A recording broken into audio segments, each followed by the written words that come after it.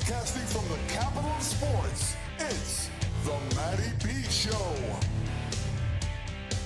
Right here on Epis Sports Radio. Matty B on Epis Sports Radio. It's swung on and into the air. To deep right center. That ball is high. That is far. It is gone. Very deep as right hits one deep to left field. Headley back near the wall. It's out of here! The Mets win the ball game! A 60-point game for Cody Bryant. They're up by 3. It's over. Eric Decker holds it in. The Jets win in overtime. All right.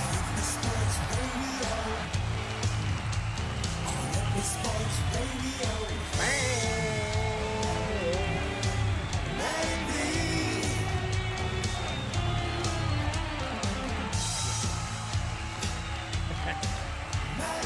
Let's get it going. What's going on, everybody? It's your boy Matty B, Epis Sports Radio, episode 41. Thank you for joining us. I know we're like 19 minutes late to this 10 p.m. Eastern Time live kickoff, but you know we're just trying to delay a little bit. It's not a technical issue or anything of the sort. We're just trying to delay just slightly, just for my co-host Dubby and Matt to join us tonight, so we can get the show on the road and talk about everything that's going on in the sports world. And of course, for the first time after 40 episodes, I have my wife, Mooncakes, for those of you that may know, Dorothy, for those that do know. Yeah. What's going on, babe? How are you? It's really hot in here. It is hot. We don't have the fan in here. We're underneath the little spotlight. It is gonna get hot and sweaty. We're gonna talk about it. I'm also holding a whole nother person here. Yeah, we also have the new addition to the family. So welcome, Coop, little Coopage, who is passed out in his inaugural appearance on the show. How you doing, little Coopage? So, let's go. Let's get it going. Episode 41. Listen, a lot going on in the sports world. Obviously, the Yankees season comes to an end. Bit of a unceremonious. I can't even speak tonight. Oh, I make you nervous. A little bit. I'm a little nervous. I'm not gonna lie. Yeah. Wow. Having you on. I'm a little nervous. Listen, the Yankee season comes to an end, and we kind of expected it after the way this series kicked off. Toronto was clearly the better team, and what can you say? The pitching just didn't show up. Toronto was clearly the better team in almost every facet of the game. They pitched better, they hit better, the bullpen was better, and they just showed more grit. They just showed more passion. They just did what they had to do. Yankees, showed a little fight come game 3, right? They come back in that series. You're thinking, all right, you give a little hope. Cam Schlittler takes the mound, hoping that he can have a good performance, but it didn't come to fruition. It is what it is. So when Dubby gets here, we're gonna give them the proper send-off that they deserve. Listen, they made a postseason, but we did fully expect them to make it to a World Series. They came extremely short of that. And, who's to say that might not just happen going forward next year? So we're going to get into all of it. I'm going to wait and hold off that conversation for later for Dub to get here. In the meantime, while I have my wife here, let's talk about the relevant things in the family.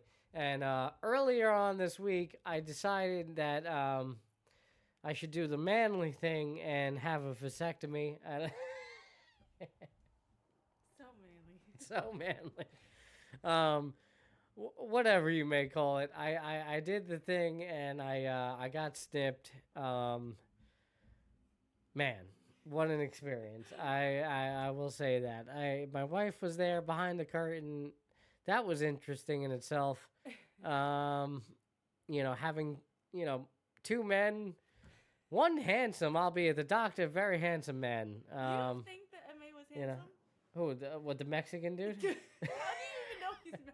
No, he's clearly Mexican. How do All right. you No, know? no, dude. He's.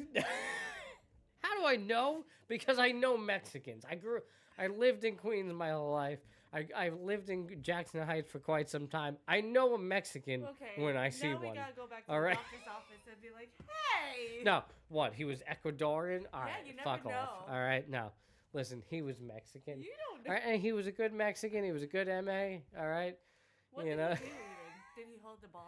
Or I have no idea. He was passing off, whatever, the needles, whatever he was doing. Oh my God, very weird. I gotta say, and they just leave you so vulnerable towards the end. Just exposed. They don't even clean you up, nothing. Like just like vulnerable. No, listen. It's different. I'll say this: your birth with Cooper. They had this doctor we loved. What was her name? Dr. Levin. Dr. Levin. Great doctor. All right. Compassionate. There for you. Cuddling. Whisper good, nice little nothings in your ear. Whatever you need. All right. No. This doctor, on the other hand, although albeit very handsome. All right. He was a good looking man, probably in his mid-20s. No way right. he's in his mid-20s. No, that was... Yeah, oh, you think so? How old do you think he was? Probably, I want to say, like a little bit older than us. 34, 34, maybe. He's definitely in his late 30s, probably.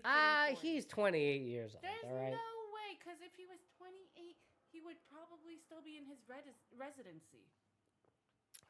Maybe, you're right. Yeah, he would have to be like a Doogie Howser situation. All right, you're probably right. I'm going.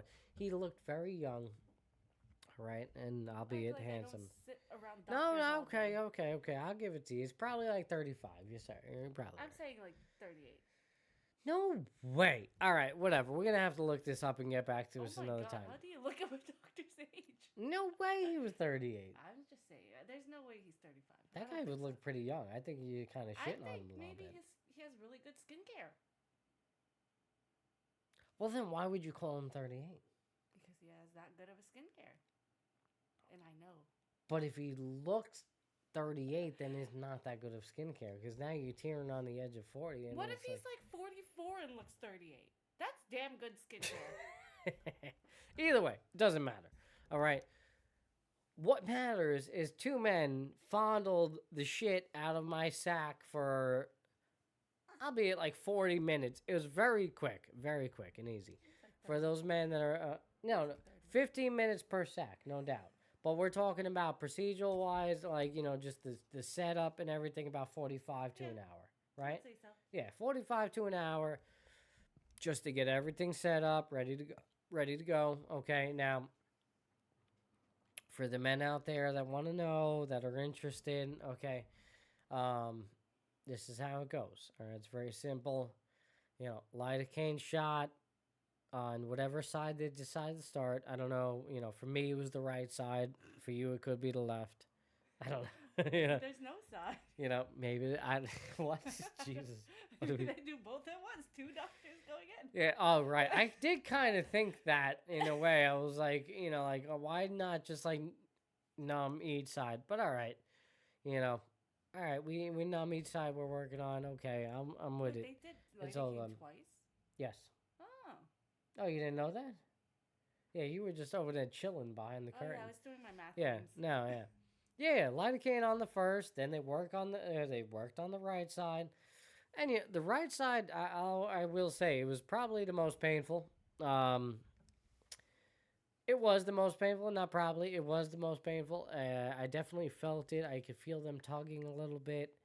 And I vocalized that slightly, and, he didn't really seem to care.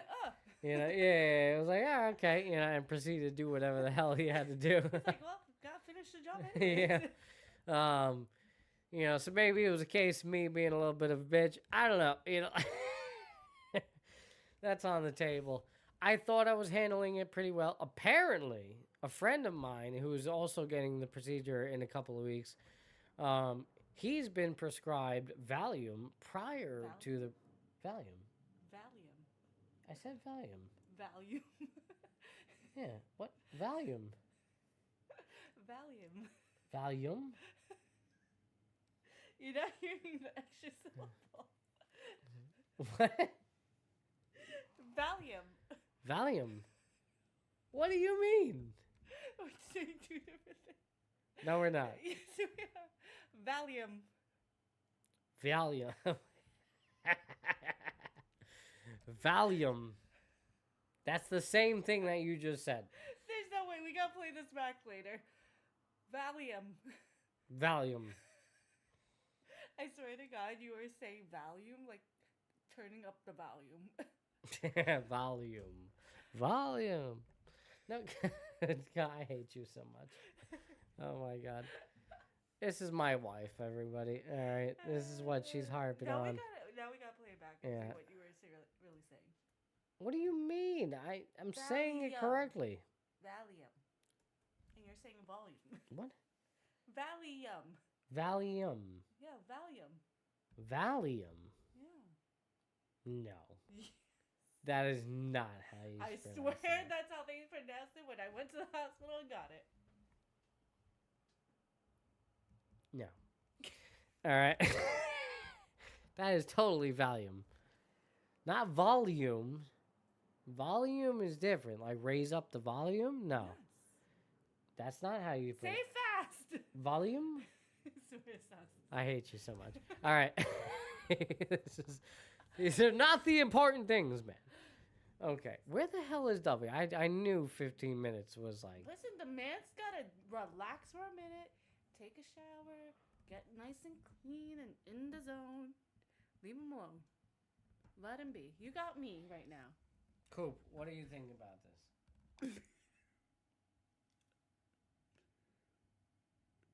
Nothing? Crickets? All right, dude. It's because I'm holding him. If we didn't put him down right now, he'll have a lot to say. All right, so because, you threw me off the train of Okay, thought we were of talking about Valium.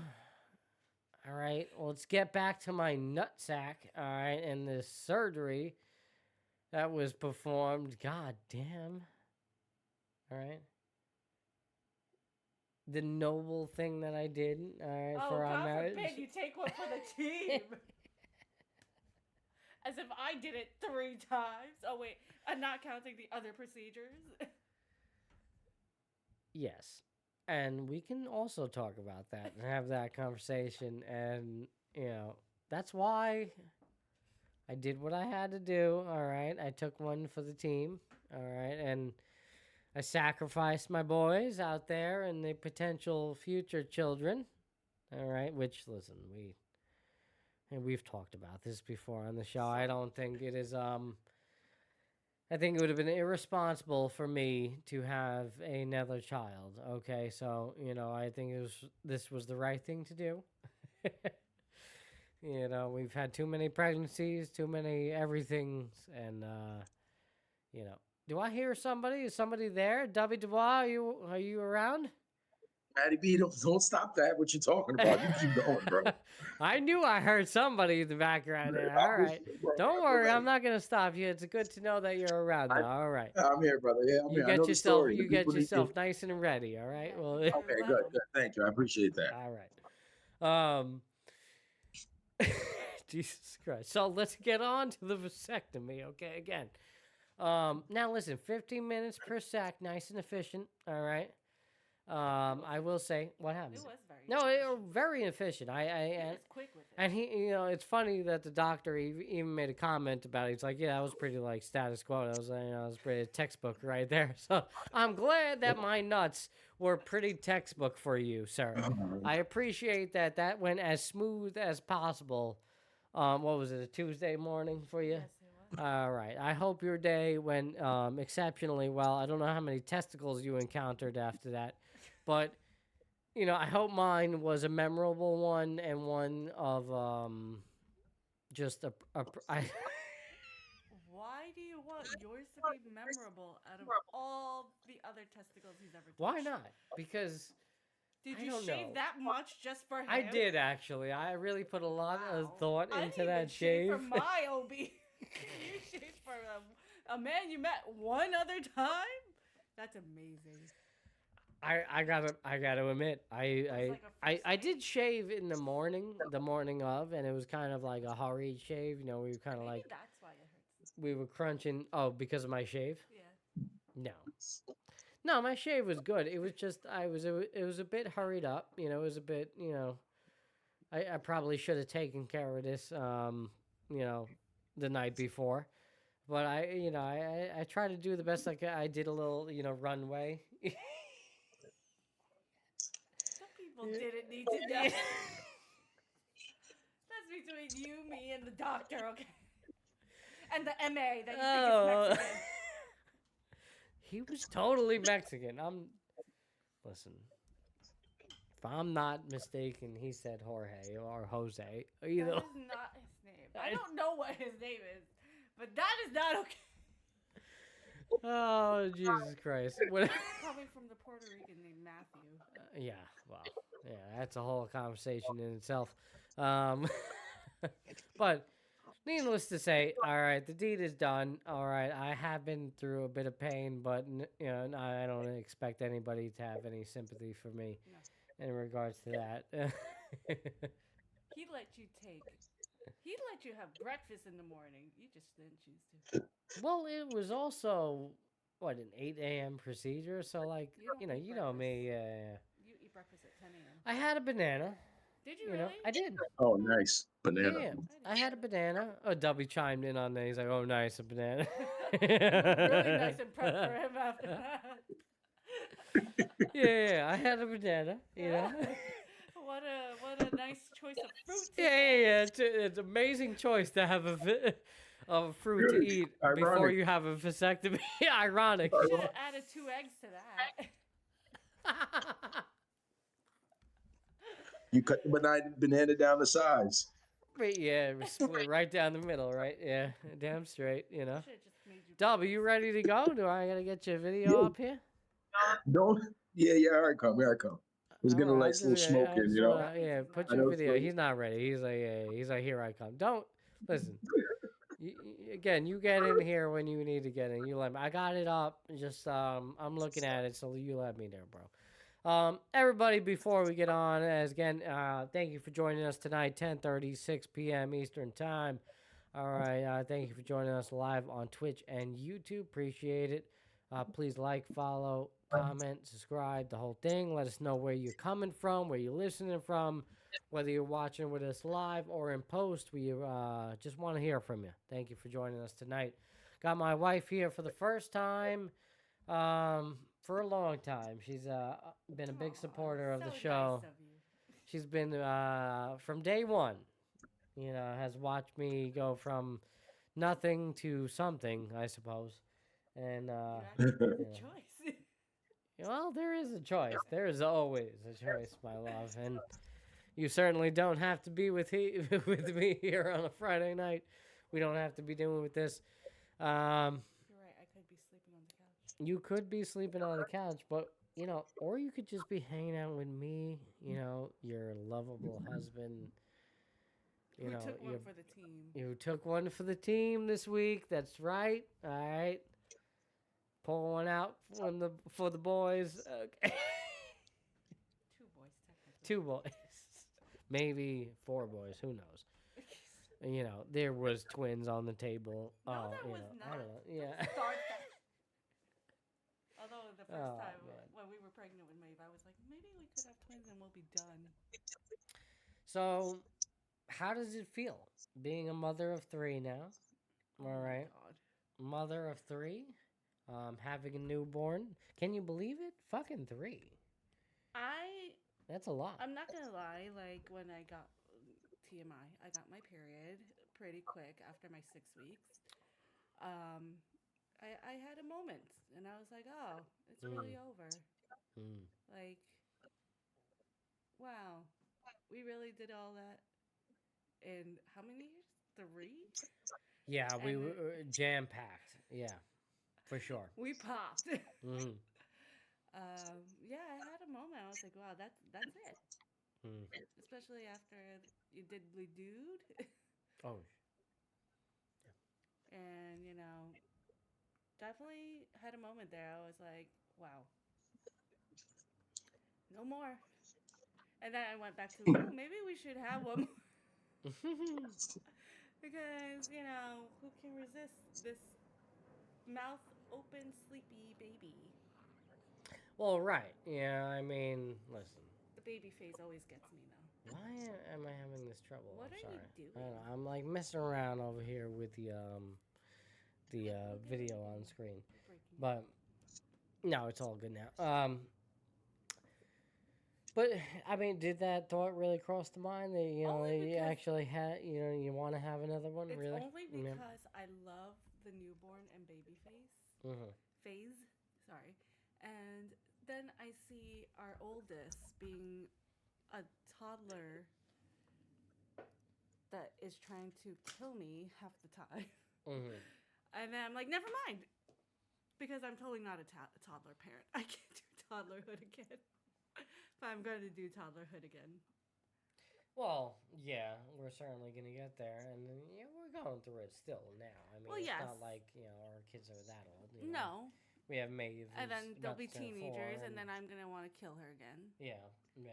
Good luck to you. At least I know what to expect. Good luck. What do you mean? As a female, I know what to expect. I also know what to expect. Oh, because you having a dated teenage- them. No, but well, yeah. That's different. I date a lot of teenage girls, but also, I have a teenage Not currently. boy. I have a teenage boy as Yes. well, so that, in Big itself boy. is pretty significant, Yeah, but it's different. Yeah, it is different, yes, no doubt. Sorry, as I put my phone up to over here. God forbid we don't watch sports for a second. God forbid we don't watch sports. You hear this, everybody? See, this is I'm what so she says. supportive. Yeah. So supportive. There you go. All right, 2-2 in the bottom of the 8th. Detroit Tigers, Seattle Yes, I Mariners, see. Game 5, by the way. But, God forbid we don't watch sports. Don't watch sports. I can't. You I'm act invested. like- I you have act to be like there. don't I know need it. sports. No, you do know. Well, no, that's not true. We could I don't talk know about that sports. too because We can debate that. you don't you know have sports. learned I've- sports Yes. since being Because married to I've me. always been, For sure, but now you actually talk logistics. Like what was it earlier? Actually, you mentioned something that kind of like caught me by surprise. It's like, oh, yeah, it was like, oh, my girl knows, baseball or whatever. Because you said something, just it was relevant. It was I don't know, I forget what it was. What? It was recently. It was earlier today. You had said something about just the playoffs. You were talking about baseball. I forget what it was exactly.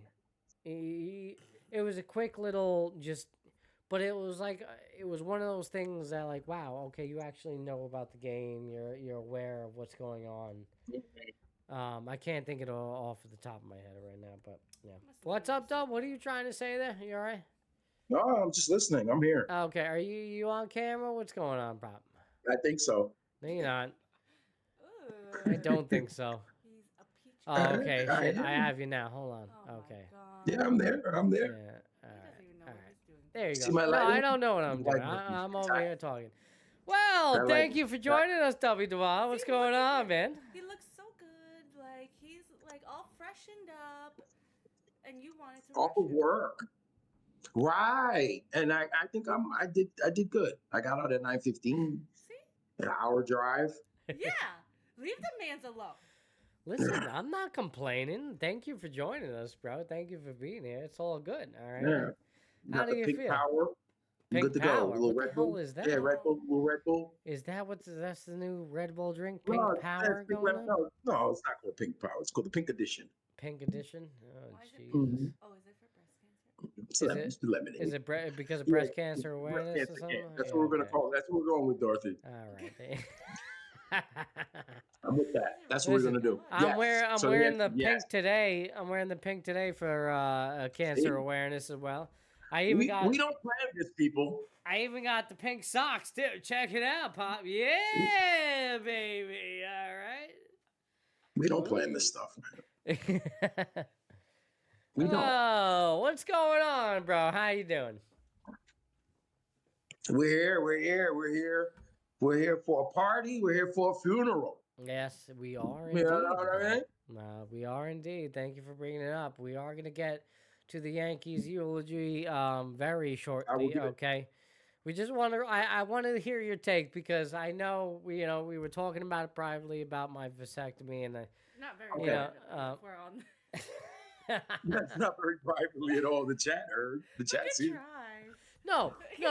I'm not talking about tonight, but you and me personally were having a private conversation the other day Yeah, about this. I was So- doing a lot of listening. Yeah, just want to hear if you have anything to chime in about it. You have any questions for the people? No, not at all. My bad. Let me turn the sound off. These notifications on. The questions, guys. Let me just say this, man. When Matt was describing, I asked, it's like, "Yo, what happened? How are you feeling?" Questions that I could never know the answers to without him telling me so. And when Matt's describing, Matt's a good storyteller. He's a good storyteller. He tells stories good. You can listen, and he's everything, every stop, because I'm a visualizer. I'm a visualizer. And I'm like, yeah, what they give you? He's like, nothing. They put lidocaine in my sack. I'm like, what? Yeah, they put lidocaine in my sack. Dorothy, but that doesn't alter the mind. The sensors, yes. Well, why are they But gonna he ultimately for an knows. hour procedure? Not even. Yeah, I don't know if you could understand this right now, Dorothy. Why? This is like, besides, see, like this thing with the nuts and all that and the jewels, this thing, like, most of the time, the trauma, it's all about anticipation when it comes to anything kind of physicalic trauma down there, anything. We talking about pulling under the knife. What was it, a laser, Matt? When they like cinched it off, like When closed it- off the wound at the end? Yeah. I- There was I really don't know what they I had used to do scissors, though. You don't but even I know? don't know. I might be No, wrong. there's some sort of tool. I don't know what they use, but it literally Dorothy, you were there? yeah, You it saw it happen, cauterizes it. Dorothy? It cauterizes it. It literally Dorothy. burns the two ends of whatever, either the Forget internal about part, it. Yeah. or all right. we're getting too graphic. I know for the people. I did Dorothy, want to were you there? interject, You by the saw way. it happen, right, Dorothy? Yeah, Dorothy Dorothy, was you there. saw it Dorothy happen? was was there. there. She was So you- behind. Dorothy, No, she didn't see it though. you were She there? was- Oh, God. She was the Wizard of Oz. She was the man behind the curtain. She didn't see. Yeah. The end of an era. Yeah. Unbelievable. The end of an era. He's not wrong about that. It's the baby era. It's the baby boom. Oh yes, and damn well right should be. Okay, I mean, Yeah, like I said, You we've know, this is a- we've this is- talked about this before. Yeah, this is definitely a combination. It's a team thing, a team effort. No question.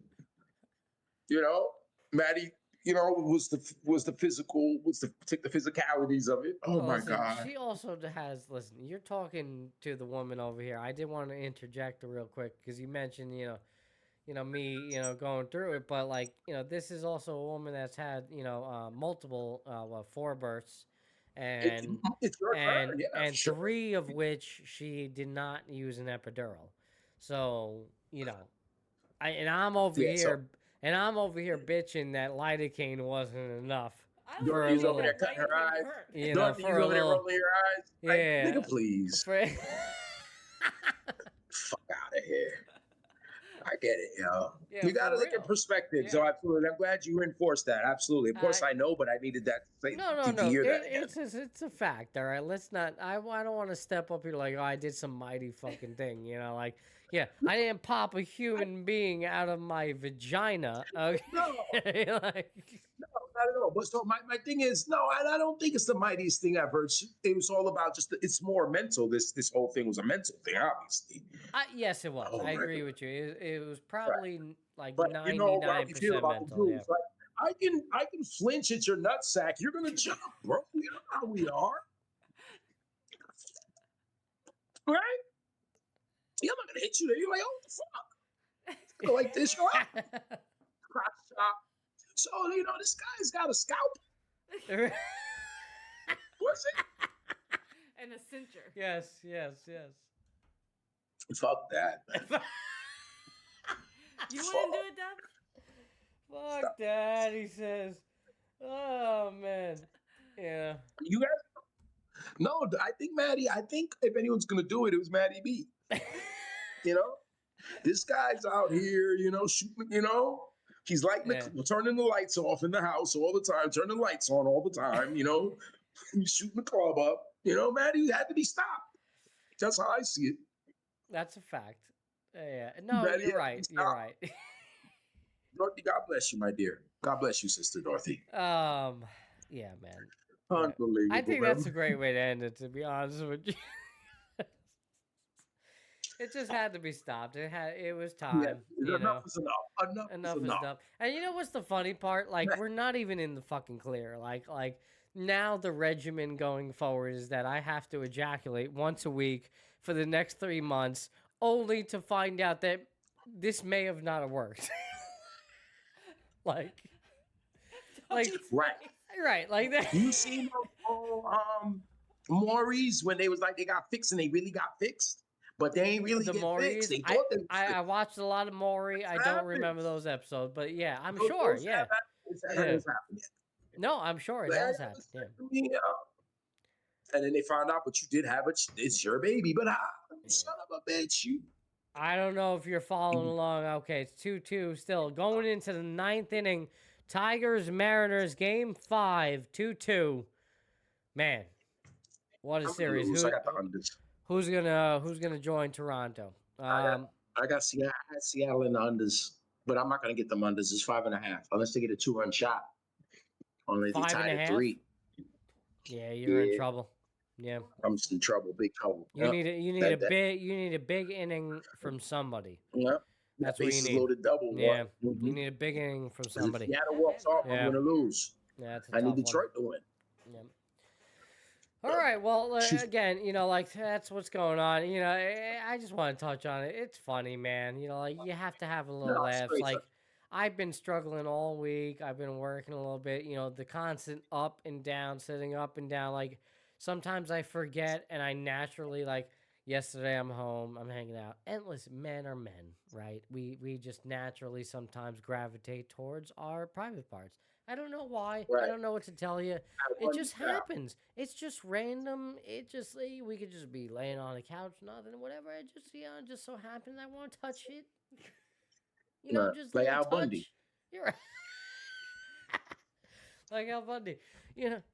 Just a little touch. And man, did it hurt. Like I was just like, oh, fuck. Like, it was a quick reminder that, That motherfucker over there, like, stop touching me.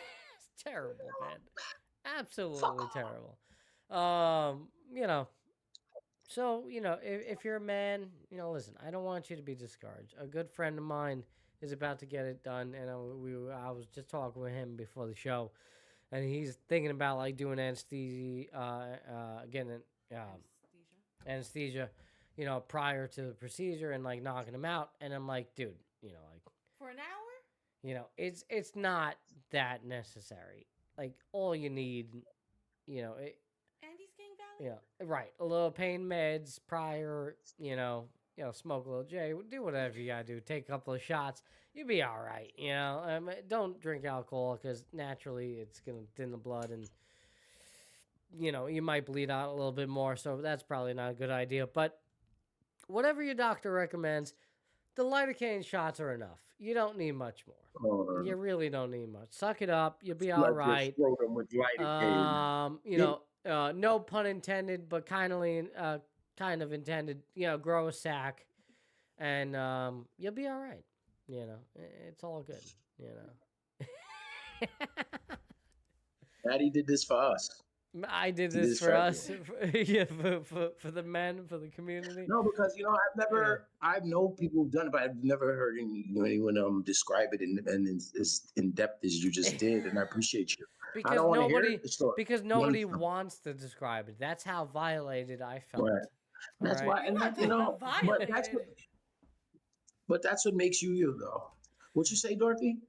Well, Yeah, you know, she's got words because she's like, you want to talk about violated, and I the know. whole arm Oh, up Yeah. your You know what she's vagina talking about. into your cervix. No, say that one more time. Have a whole arm up your vagina into your cervix. That arm wasn't supposed to be there, though. That doesn't take away from the fact that it was there, bro. Okay, you know, like Without- Dorothy, that wasn't supposed to happen, dear. anesthetics. Granted, I'm sorry about that, but that wasn't supposed to happen, dude. multiple times. They Not told us about multiple, that in several times, more than several times. She gets violated on a fucking weekly basis when you just go into the doctor.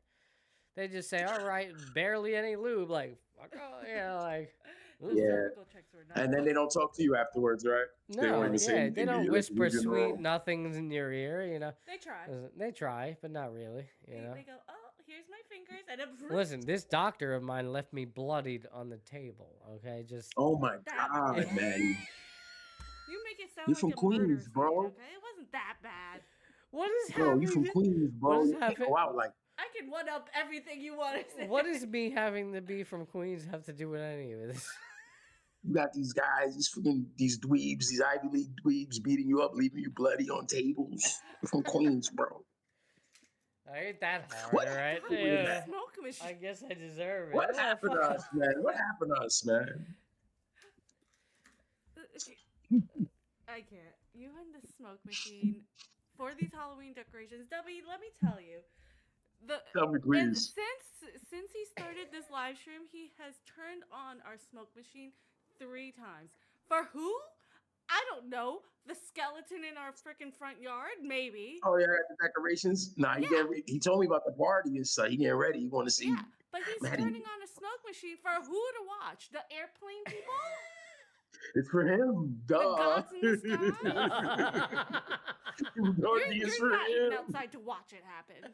You're not even looking out the I window don't even like, care. hey. I just know He just that wants it's to push the happening. button. And you know what? I just want to press the button. And that's why you couldn't be president, because you would press Nah, that red yo, button don't anytime just you use wanted. that. I thought about the button. That's what I thought of. I was like, damn, just pressing, No, wanting to no, press the look, button. There's is look, only not the two thing. buttons. There's Look, only look. 2 buttons. This is my button, bro. Hold on, let me see. Hold on, I gotta go over Yeah. here. So, Here you for go. I got- everybody that doesn't know, okay, I do Halloween decorations outside. He's a lunatic. I'm a Mhm. lunatic. Okay, I'm Oh, the no. I'm the crazy dad in the neighborhood that has animatronics, Halloween decorations, the whole night. I'll go on all night long. Wait, Okay. but also, he is one to go to this very particular You guys house see the in our button, guys? neighborhood to look at their decorations and see what they got every year. Because I had to bring you there one year. And now you have not stopped going as competition. You encouraged it.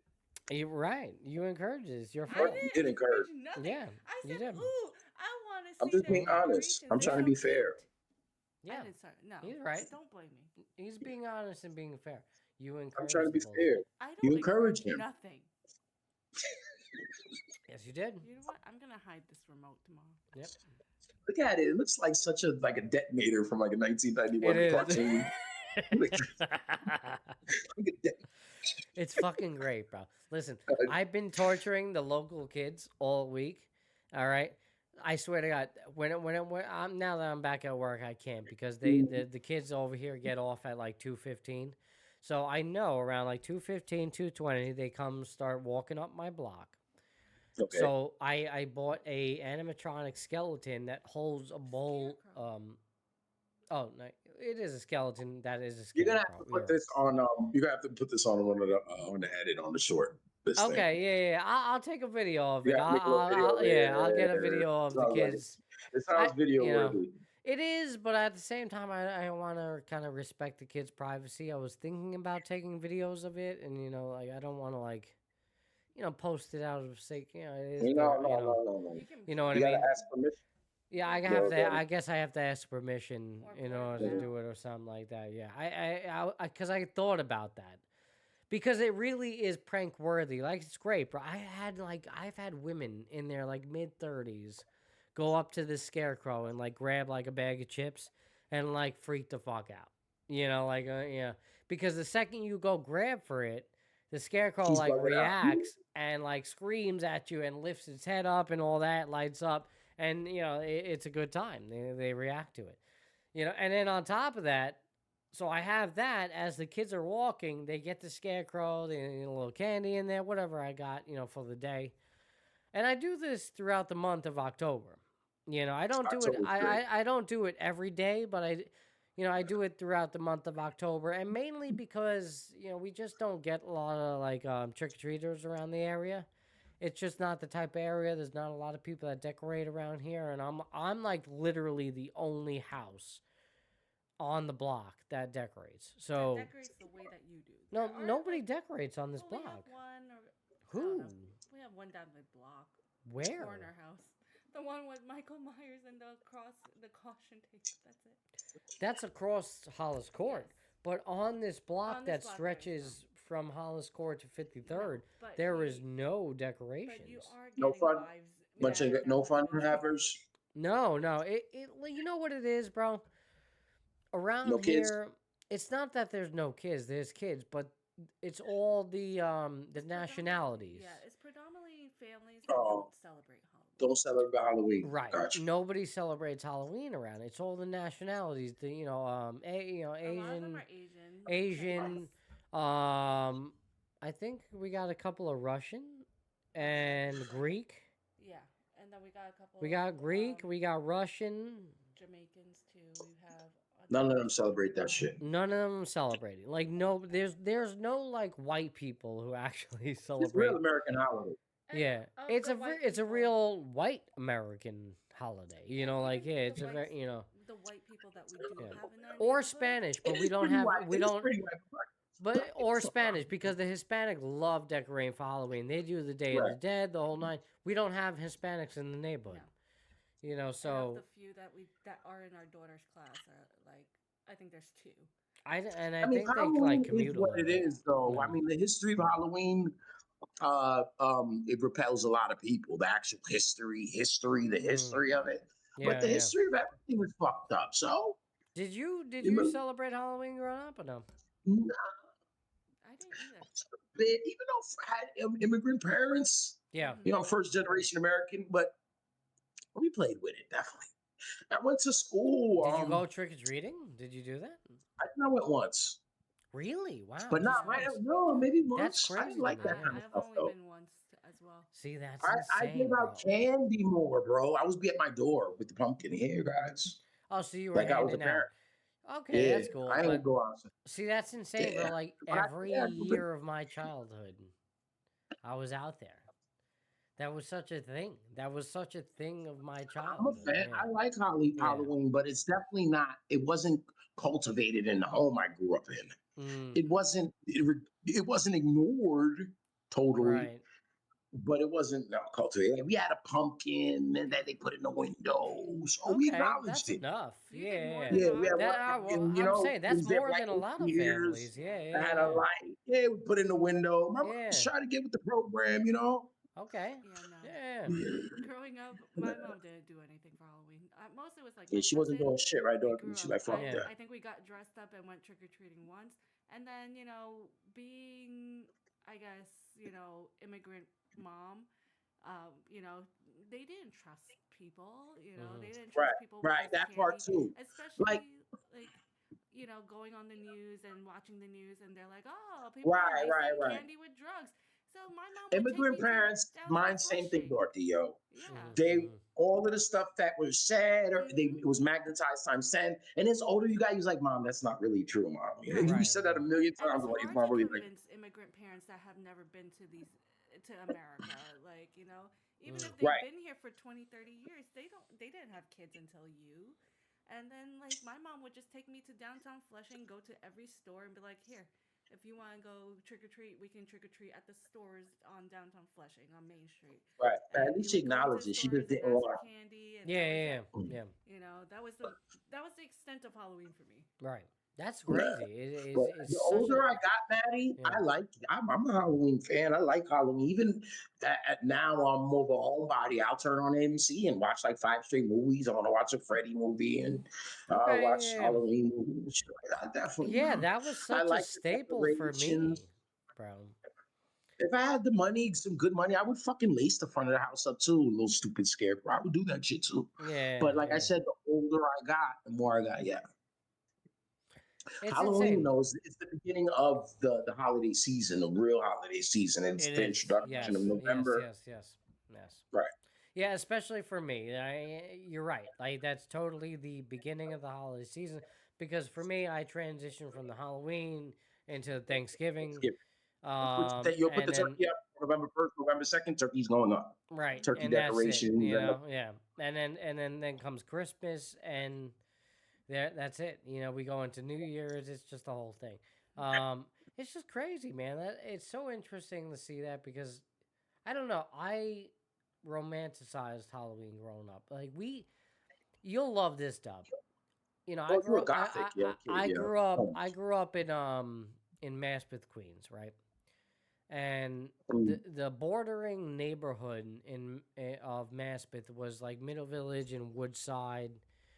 All right, and Woodside and Maspeth, we would have like communal wars, and Halloween was a time of war for those two neighborhoods.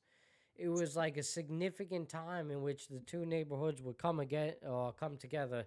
You know, the degenerate youth of the neighborhoods would come together, and we would fight. You know, we would take off in the dark, dark hours of the night, and just bring our shaving cream and eggs and it was this like whole thing. You know, it was this whole thing. We would get at it. You know, we'd find each other within the streets. That's fun. You know, this was a time before the phones and all that and internet, and it was understood. Yeah. That and not the night of Halloween, mind you, the night before, and I forget what they call that. Devil's Night. Was it? Devil's Night. What, Devil's 30th Night? going into the 31st? The night before Halloween. There's very something specific that they call it here, especially in New York. Well, let me check it out. I remember those days. We wouldn't go out the house. Motherfuckers getting egged, Joe.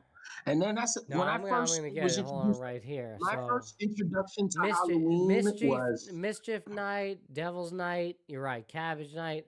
Yeah, Mischief Night. It was Mischief Night. Yeah, New Jersey, Pennsylvania, Northeast. Yeah, it's Mischief Night. Yeah, that's the night before the Halloween. That's when shit would really pop off. That's what we would do, and that was my childhood, bro. Like that's what we did. Night for gangs. Sure. You know what? I remember another Halloween memory when you start talking about eggs and shaving cream. Like it was my first memory, like taking the school bus.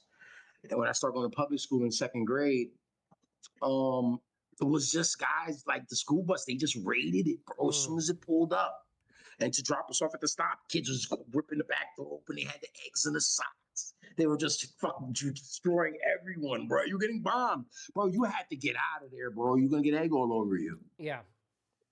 That was it, man. So yeah, I was like 7, 8 running.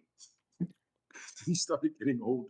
There was no one to explain that to me, Dorothy. Like I said, my origins, there's no one to tell me. I'm the first.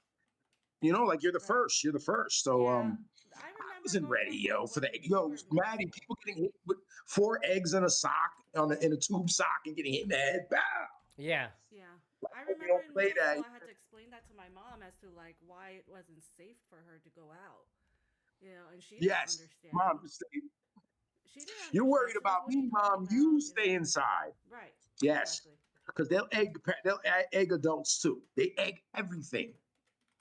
They don't care. Yeah, I remember one year my mom's car got eggs when she was trying to get home. Oh yeah. And she was like, and that shit didn't come out. Like, that shit didn't come out either. That shit, no, that egg.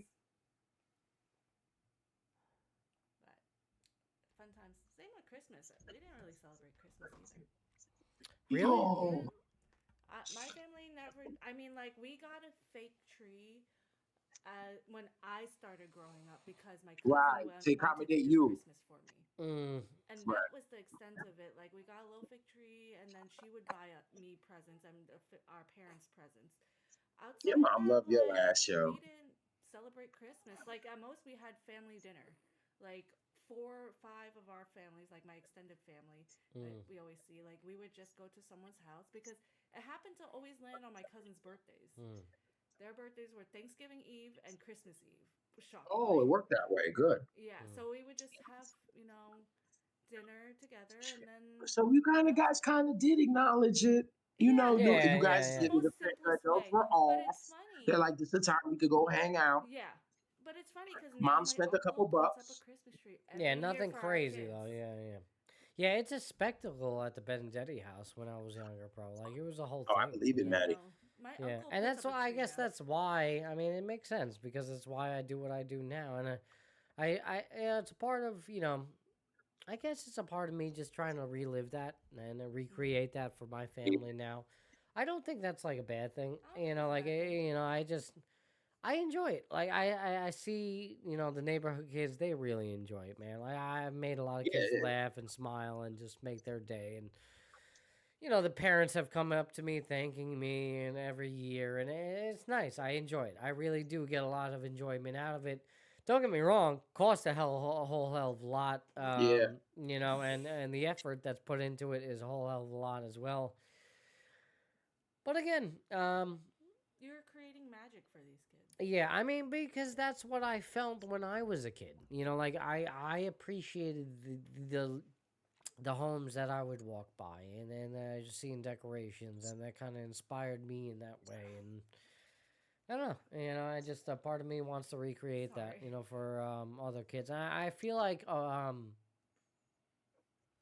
it's like that's like a part of like American culture that is dying almost. I agree. Mm. I do. You know, and I feel like I'm kind of like obligated to keep that alive because I just don't see it anymore. The more and more, and to no fault of our own, like we are just integrating as a society, and we're having more international relationships. I mean, me and her are a great example of that. You know, it's not two white people married. It's me and then predominantly white, Hispanic, with a Chinese person, and that's what you're seeing across the United States. You're seeing a lot of interracial relationships, and I think with that in the next 10 to 15 years, I mean that's all you're going to see. It's just going to be more and more diversity, which is ironic considering the political state of It's that we're it's in funny you in said this it's ironic, country. but Yeah. it really isn't. I'm gonna say Yeah. that because they don't those people aren't in reality, bro. We're in reality, bro. They're they're talking. We don't know what these people are talking about, bro. And so when you're like, because the real world is this. Yes. This is the real world, bro. Like what I'm seeing, not what people are telling me. Yeah. It's what I see. That's the real world. What you guys see. Not when some guy told you that someone else told him to tell you, and that's the truth. No, fuck that. So this is real. Yeah. So Oh, real quick, Dorothy, you was about to say something about your uncle acknowledging Christmas now that you're grown. I think that's My uncle puts up a Christmas tree for the grandkids. Does does he? that. Are He you jealous does. a little bit? Yeah. Actually, like Are you a little jelly? every year he puts it That's up. right. He does. Yeah. does yeah. now. A little Dorothy, you something. get a little He doesn't jelly really like buy now you want to do anything. this shit. It's always just red envelopes, but he makes he's putting a little effort in. The transformation of the parents when they become grandies. Oh It's my crazy, God. yeah. Don't even get me started. And then you're just sitting there watching, like, fuck you guys, man. Oh my gosh. Yeah. Yeah, I called my mom out on it one day because we were in Costco. And growing up, my mom didn't let me open up any food in the supermarket. You never been over there opening shit up, right? Never. She would make me wait until we paid for it and went out the store and let me open it. We are You in sound the like middle mine. of Costco, and Maeve is asking for a fruit bar. And she's like, okay, opens up the box and, like, rips open a fruit bar and everything. You were stunned. Yeah, and gives it to her. were taken Where y'all been? What's going on, Shiv Nation? What's going on, Zero, Lady Poopsie? We got Aiden in the chat. Hey, y'all just been hanging out on your Friday night. What's going on, everybody? Thank you for joining us tonight. Appreciate you. Love you. All right, we got Mooncakes here. Good old Dorothy with me, the wifey, appearing her inaugural appearance on the show, and Coopage as well. So sweaty. All right, what's up, Coop? All right, got my co-host Dubby and Matt as well. What's going on, everybody? Hope you're enjoying your Friday night. All right, we love you. What you guys doing? Let us know in the comments there. All right. We've been, it's been a long discussion off the top of the show about my vasectomy. Then we somehow transitioned from my testicles and my vasectomy into Halloween decorations and celebrating Halloween and all that. We haven't even gotten into the sports realm with things, but we'll get there. Are we? Yeah, we will. You know, at some I don't point. mind. He's just here for the vibes, okay? He's Yeah, like, "Are we yeah. gonna talk He got about his it?" little pink Red Bull. He's here for the vibes. You know, it's all. I mean, good. you're right. It's gone. The Red Bull's gone. I'm here. But we've been having a little discussion, and please do for you guys to chime in. I know, obviously, for Zero and Lady Poopsie, that you guys are definitely into the Halloween festivities. But Aiden, I'd be interested. Do you celebrate Halloween? Are you into it? Dubby was just saying, before how it's very minimal and, in his upbringing in celebrating Halloween. And for Dorothy too, there's just not something that was a part of the culture. For me, it was a huge part of my culture, it's been a huge part of my children's upbringing. It's kind of interesting. My daughter, Maeve, she doesn't like a lot of the decorations I do. I pick scary decorations. I pick pretty scary decorations, She got around to Benny because Yeah, he's 6, yeah, but this year it was like nothing. Yeah, she just doesn't want any part of anything that's going on. And I understand. It's a little too scary for the children. I try to, Shaking his head like. yeah. I know. You would think I would soften it up a little bit, but no. I go pretty gory. I go pretty violent, We want to make memorable impressions on the children in a negative way, apparently. I'm glad you said it. Trauma. Trauma, the American way. Yeah. Gotta traumatize. Just a little bit. We ain't gonna learn anything without a little trauma. That's right. Fuck you gonna Fuck learn? around and find out for a reason. How you gonna learn the stove is hot, baby? Go ahead, put your hand up there. Come on, come here. Exactly. Why are we foaming I at the guess I mouth? could take the soft approach, and one thing See it. what are you doing? He's foaming at the mouth. Oh my God. Does he need medical Right. attention? No, Yeah. I think it's just him. He's foaming at the mouth. Get the what's it called, bro? I'm forgetting. It's been a while since I've been in EMS. Oh, okay. I'm gonna go. What's it? Oh, are you done? Good All right. Well, The I'm back- Are you done? I think he's done. All right. He's like, Everybody, say goodnight. Coopage, what do you say? Good night.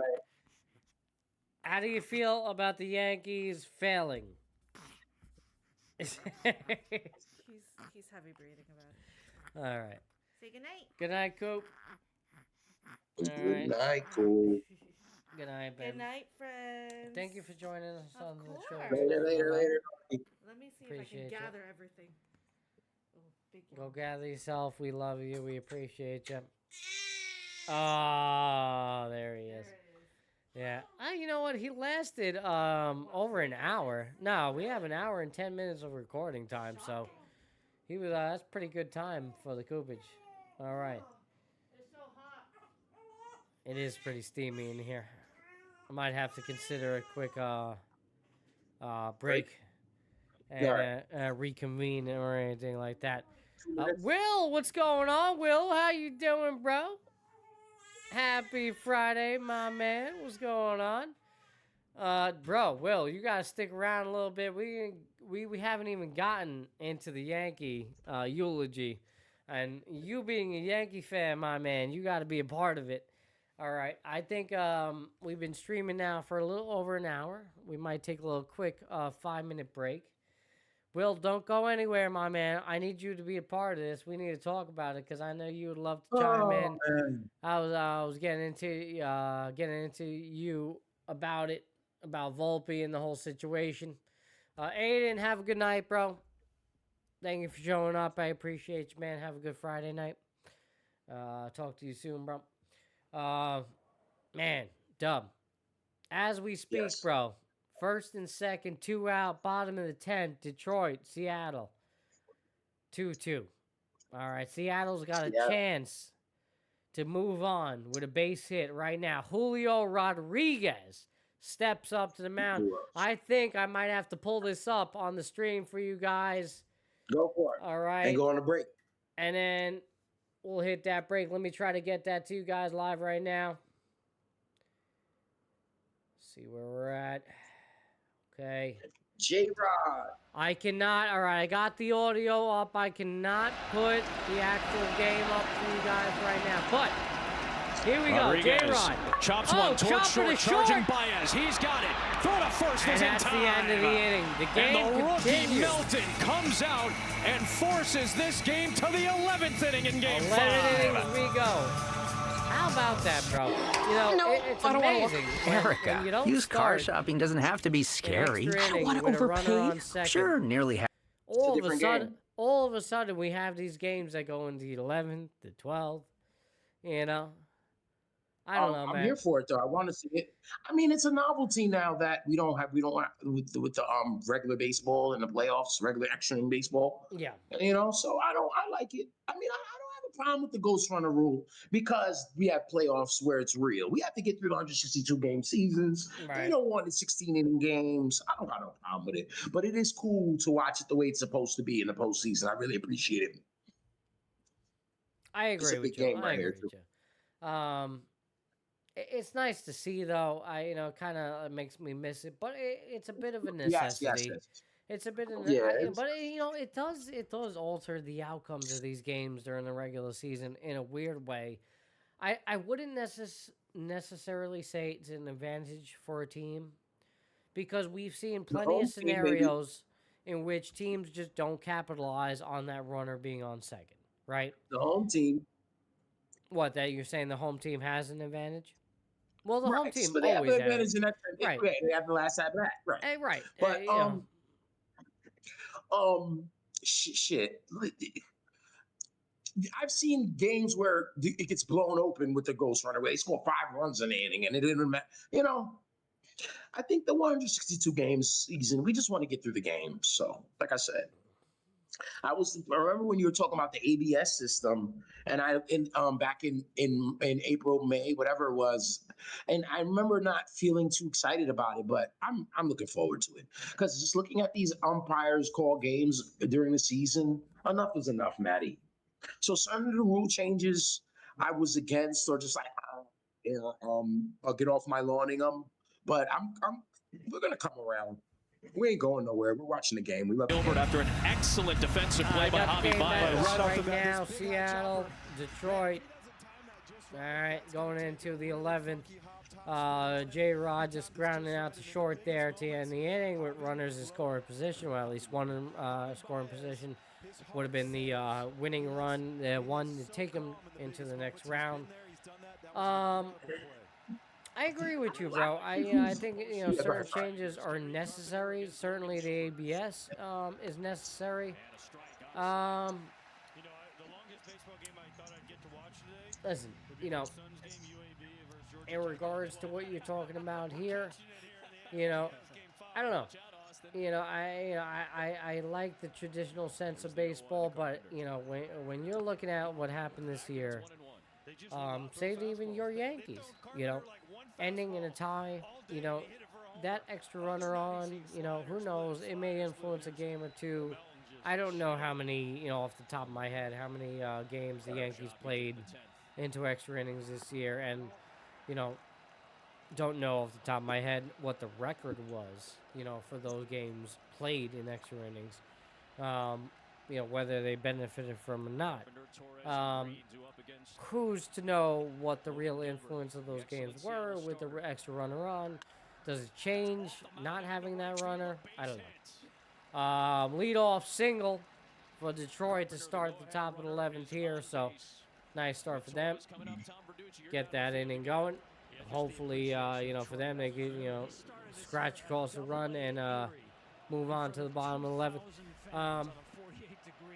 It's going to be interesting to see how baseball changes a little bit with the ABS system next year and how it's implemented. But I will say this, and I've been steadfast with this. I think people are going to quickly complain in regards to the ABS system, and only because, not because the ABS system doesn't work. It does work, but the problem is now you're implementing this challenge system like we have in football.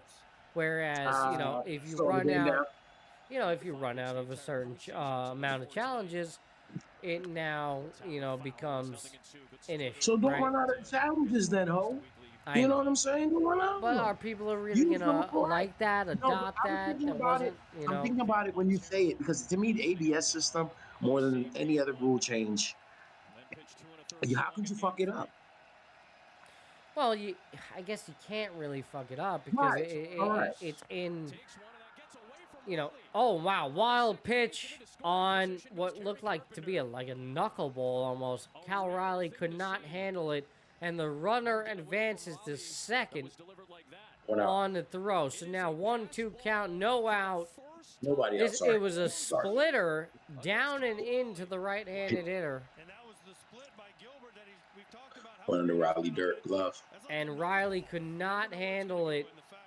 It was ruled a pass ball. Wow, not a wild pitch. Riley could not. I don't know if now shot to right center. Will this get the run on the third?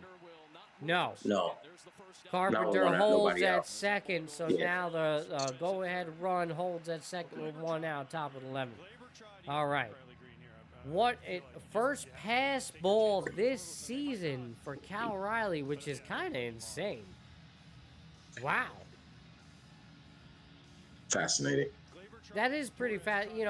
When you talk about the whole MVP discussion between him and Judge, and you look at what he's done behind the plate as a catcher, and me not even knowing that stat, just seeing that stat for the first time, that being the first pass ball, that is phenomenal. That's really good to go all 162 without a pass ball, and even into I would say this is deep enough into the playoffs. How many games did he DH, bro? Because I know he didn't catch 162. Well, no, he didn't catch 162, no doubt. Games, right? I say that, Well, I'm asking you. He played 162 though. Oh, foul ball down the left line. I will check. I can't switch off on.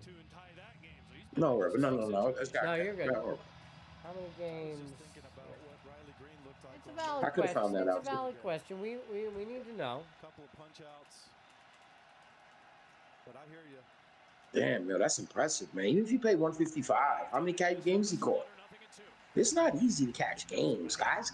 Big time catchers catch 5 games a week or 4. Right. 4 or 5. DH. Or they won't DH. They'll get enough because usually you don't catch, you don't play. But this guy's such an important hitter, he can't come out the lineup. All right, so right here it says that he played 84 games and only 65 as a catcher. No, he played more than 84 games. I don't think He had 62 so. home runs. He had 62 home He runs. had 596 at-bats. 60 home runs, 147 hits. There's another splitter. It's 2-2.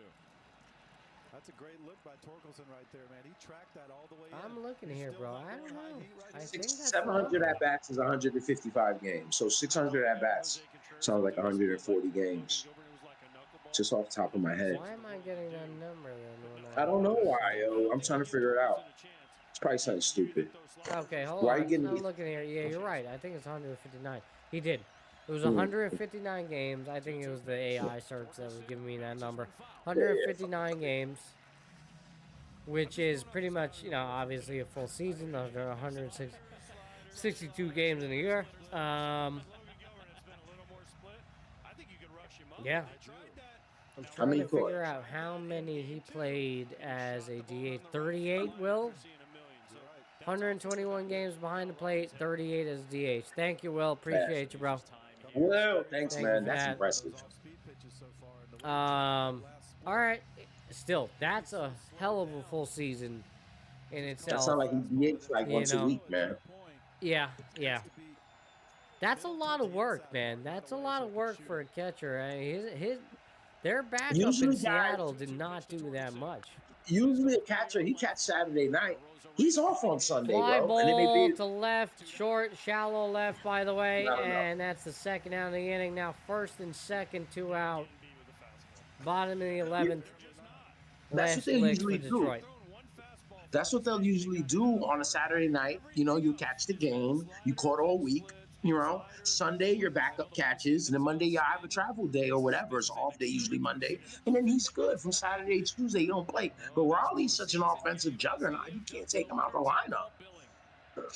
Most catchers, they're there because of their defense. It's not a position that you're trying to get offense from.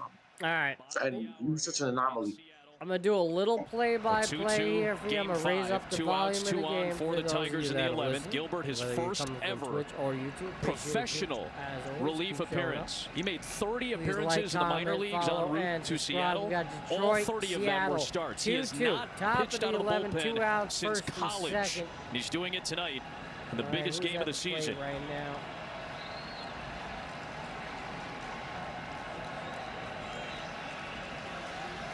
There is backup in the Seattle pen. Edward Bizzardo loosening up. He's pitched in all 4 games of this series. They tied the game. He'll be ready behind Gilbert. Adam Amin, AJ Przinsky, Adam Wainwright, Tom Bertucci, the wonderful women and men of our Fox Sports crew, led by Aaron Stoikov, directors Matt Gangle and Mitch Wigan. And here's Colt Keith. Colt Keith. This is the last 2+ weeks of the season with an injury. Here we go. Did The not play in fans the wild are card up series. in Seattle. Go ahead run in scoring position. Trying to Keith get out of the waves inning. and misses a Beautiful slider. pitch. Slider down and in to Keith. Swing and a miss. And the count is 0-1. Tell you, man. 0 for 3 tonight Detroit, for man. Keith. He could be a hero. Drops it Pitch for in strike there, 2. splitter in there. Easy for the strike. 0-2. On the Yeah, Matty, inside man, I'm and telling you, left-handed. This Detroit bullpen, they do not have anyone that's going to strike people out, bro. They're to contact. All their pitches are going to get hit. One It's more just pitch. where they get it. This got to be out of the zone right here. Gilbert, 25 pitches. That's This cannot be anywhere Whatever it near takes the in the plate playoffs. right now. You need to get this, slider, splitter. Carpenter at second. down. Green at That first. splitter down in The the 0-2. All right, Down and there away. you go. There's a call that a splitter rally down and shoe away. hat? That was one. Not even Hat contested. shoe. No chance for Keith right there. Yeah, That never was seen an a easy rally layoff. shoe. But he's doing it for the wrong team unless he's a Tigers Got fan. Baseball. You got a fan know. here, a Can't young make it fan, easy. It's a strikeout with shoe an hat. on maybe. shoe on top of his head. As Let's part see of what the happens on a value. 1-2 pitch. Oh, there it is. Splitter down and away. And Gilbert gets out of the inning, and Seattle To the bottom is of the 11th going in Game crazy. 5. Listen, Will Seattle history is the repeat only team itself? to never win it, right? This is it, man. This is a franchise in their long history trying to make something happen. 30 years later. In the American League, I think they've all won it except for them in Tampa. Yeah. Tampa's been there. Seattle's never been there. They're the only ones who's never been there in the baseball. They've never been to the big show, to the World Series. Everyone else has been there. All right. Yeah.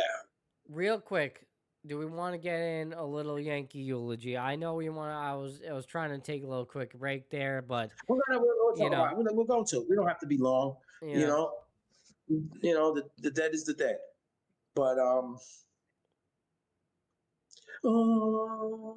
yeah. no. Well, I mean, do you want to Listen, wait man. for it, or do you want to get into it now? Because obviously we're waiting for the You commercial ready? break. Let's go. Let's go. Well, listen, man. Listen, man. We have the time We can now. Let's do a little talk about it now. a little bit. Yeah, we can do a little later. I'll start it off. We'll make you laugh, make you cry with the New York Yankees. We use that expression a lot, and that happened to be the case with this team this year. And the prime example of it was the night before, and it's Game 3 and the Game 4, guys. You know, the Yankees waiting for that big home run, and they got it. The big bombs. Jazz and Judge, you know, then they run Toronto out the building with a 9-6 win. We got the city buzzing. Everyone's hyped up. It feels good. It feels like we're going to force a Game 5.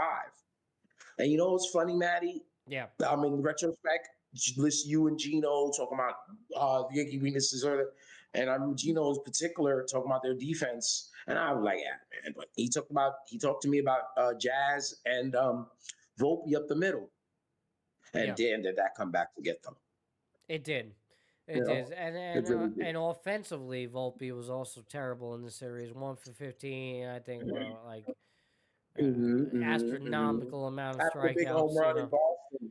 He had a big home run in Game 1 in Boston. He was the best offensive hitter in Boston. I will say that. You know, that won't go unnoticed. Listen, man. You know, we're going to talk about it to get them going forward before we close them out for the season, for the year. But Volpe, this is going to be his 4th year coming up, bro. You know, arbitration eligible again. And what are we waiting for? So, you know, he's supposed to be this offensive juggernaut. You see flashes of it. He's got, you know, his bat looks fast at times, man. You know, he could run a base fast. He's athletic, but you don't he's think so they much have to missing. move on? So You don't think they have to, you know, make a change? You can't have him and Jazz Chisholm. They're both arbitration eligible. Which one? And it looks like it's going to be Jazz. He's going to lose arbitration. And now Cody Bellinger opting for free agency this year.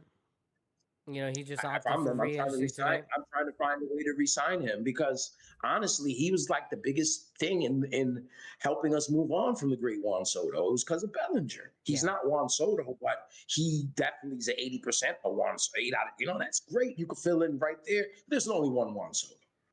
That's you think he's sticking around? You think he's sticking around? You know, maybe potentially. I mean, he filed for free agency because he want to get paid.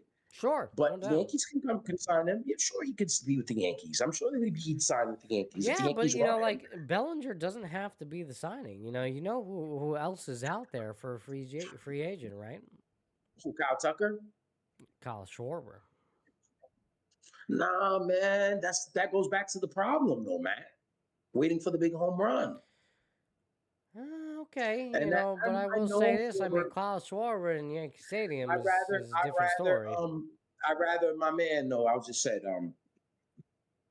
from the Cubs, the Astros. Kyle, what's his name? Tucker. I'd rather Kyle Tucker, more complete player. Yeah, I'll feel more complete player. Schwarber is just gonna. We have Stanton. Isn't Schwarber a righty? No, Schwarb's is he a switch or he's definitely a left? I thought he also switches. He would bro. I like Kyle Schwarber, and we had opportunities to get him before. Now it's not the time anymore. We need guys who can put the ball in play, man. Jazz has turned into a slugger. He's a wannabe slugger, and I hate that. I hate that truly. You see the talent oozing out of the kid. But he's positionless. Yeah, he's a lefty, by the way. Schwarber's a lefty. Yeah, he probably hit 90 home runs, right? I mean, forget about it. He's going to strike out 1,000 times. In Yankee Stadium, that wouldn't be a bad idea. Now, I know the Mets are definitely on the table for potentially signing him as well, and we have a need for it. The Mets need a depth of pitching, man. Yeah. The Mets got 3 players that's going to be there next year, and everyone else is whatever, man. Yeah, Will brings up the point, that Volpe turned it on defensively. Yeah, he turned it on defensively, bro. He's on and off though, now, Will. You know, he was one of the worst defenders all year long. I mean, yes, he had a nice postseason. You see the talent in Anthony Volpe. Yeah, you see it. You know, you see it. Yeah, but I also see the fucking talent in Brett Beatty and Ahmed Rosario and fucking, other guys across the league, Angel Acuna, I felt more comfortable when Rosario was playing, bro. Yeah. Instead of Volpe. But, bro, if we didn't have Jazz at second base, I would deal with Volpe but they're both suspect defensively. So now we're shot up the middle. Oh, Jay, you saying You know, Jazz too? Jazz is not that great. He's average at best. I think Jazz. I wouldn't say he's average at best, but I mean, he makes bad plays, bro. His athleticism, his glove is great. His glove is good. He has all of the dexterity, agility, but he does dumb shit. Yeah. You know, and he doesn't. His fundamentals are lacking, like picking the glove up, like just little shit, bro. Like going to do the play before he gets the glove. You know, get the ball in the glove rather. You know what I'm saying? And then, but Anthony just has total brain. Anthony threw the ball in the third row, talking about the dugout. Yeah. They both will, bro. Jesus Yeah, Christ, no man. doubt. But I just could deal with Jazz more because he's more seasoned. He's a vet. He has more, I don't give a fuck about him that you need. Like, I don't care what they say. And Anthony, it feels like you could feel it, jersey on his back, the whole Italian heritage on his back, the whole New York on his back.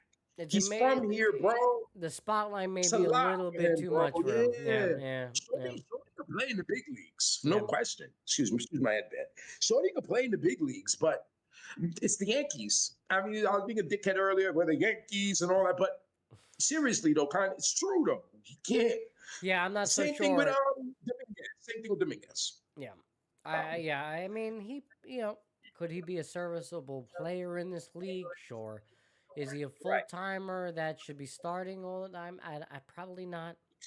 He could be one, but we just don't have time for it here. Judge is 34 years old. But that also tells me that he's just not that good to be on a winning team, or at least the reliable starting guy on a winning team. Could he be the backup on a winning team? Sure. Could he be the starter on a bad team? Right, exactly. Yeah. Could he be a starter on a bad team? No doubt. Yeah. You know, could he be on the Marlins? Yeah. Right. Yeah. Had to use Cincinnati, right? You know, right. I think that's where it is. And listen, I'm sorry. I want to see this kid succeed. Right. Yeah. But the proof is in the pudding. It's there. It just hasn't come to fruition. And defensively, at least before it was like, okay, at least he's showing you signs of defensive. But now he's a liability defensively and he's a liability offensively. I mean, you're not getting any production. At that point, it's like you could go with anybody else. For that type of stuff. So. It's weird, and it's kind of conflicting for the Yankees because, again, he had such a good wild card. I apologize, man. Right. I'm, yawning over here. I'm tired as shit. Okay. He had such a good wild card against the Red Sox, and it literally was, statistically up there as one of the best hitters for the Yankees in that series. And then, it was a complete flop come the Blue Jays. And listen, at the end of the day, the Blue Jays were the better team. Guerrero owned the shit out of the Yankees in this series. I tell you, man, I smile when I see Vladdy talking this shit. Talk this shit, young man. Yeah. He talked a lot of shit. It's nice he to talks see, shit about actually. the Yankees and he backs it up. Yo, what am I gonna say, yo? Yeah. Fuck him. No, I love it. I love the game, man. Nigga, the Yankees. Yeah. Right. We'll see you later. Yankees lose. I know you caught him and Big Poppy post game reminiscing about it. Why does he hate us so much? Jesus. Oh, Big Poppy or Vlad Guerrero? No, Vlad Jr. Yo, Jr. hates us. What we do? Because it's the Yankees, man. His dad had played in the National League. Then I believe there's a story with Vlad. Correct me if I'm wrong, but I believe there's actually story again. There's a Yankee lure story with Vlad where they didn't like him being in the dugout. I believe it was him. When his dad was playing back in the day, and I know Ken Griffey the same way. I know that happened with Ken Griffey as well.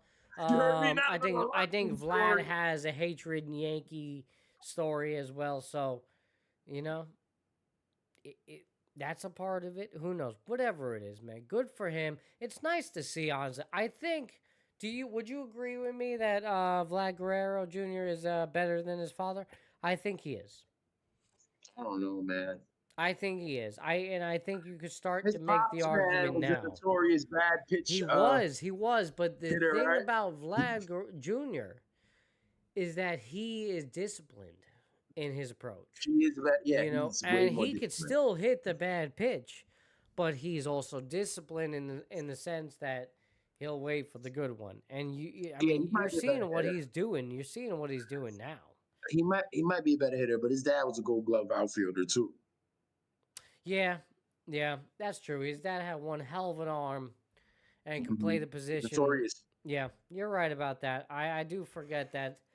I mean, but listen, man, Vlad Sr. is a Hall of Famer, so whatever, man. They're going to be a Hall of Fame duo. Yeah. I'll tell you that. Yeah. That big old young boy, Junior, stay healthy. He's really... No doubt about it. Yeah, even if it was simply as a DH, he's offensively, he's going to put on a show. And, Bichette isn't even there. Yeah. Bichette ain't even there. Right. He's hurt.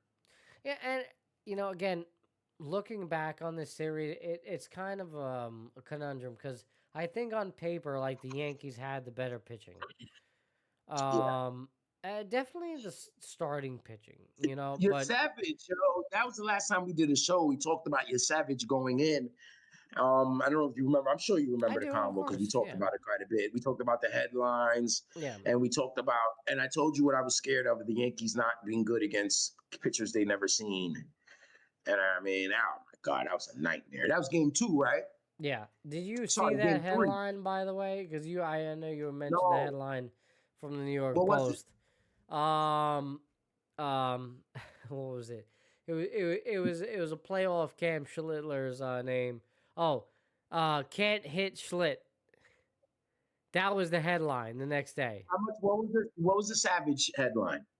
That was it. It was can't hit Schlitt. That was yeah, that was the Savage headline. And, it was a playoff for Cam's and they were paying homage to Savage. Cam, right? Because Cam pitched. He did okay, but it wasn't great, and Yankees offense was just terrible. Your Savage just shut him down, so that was it.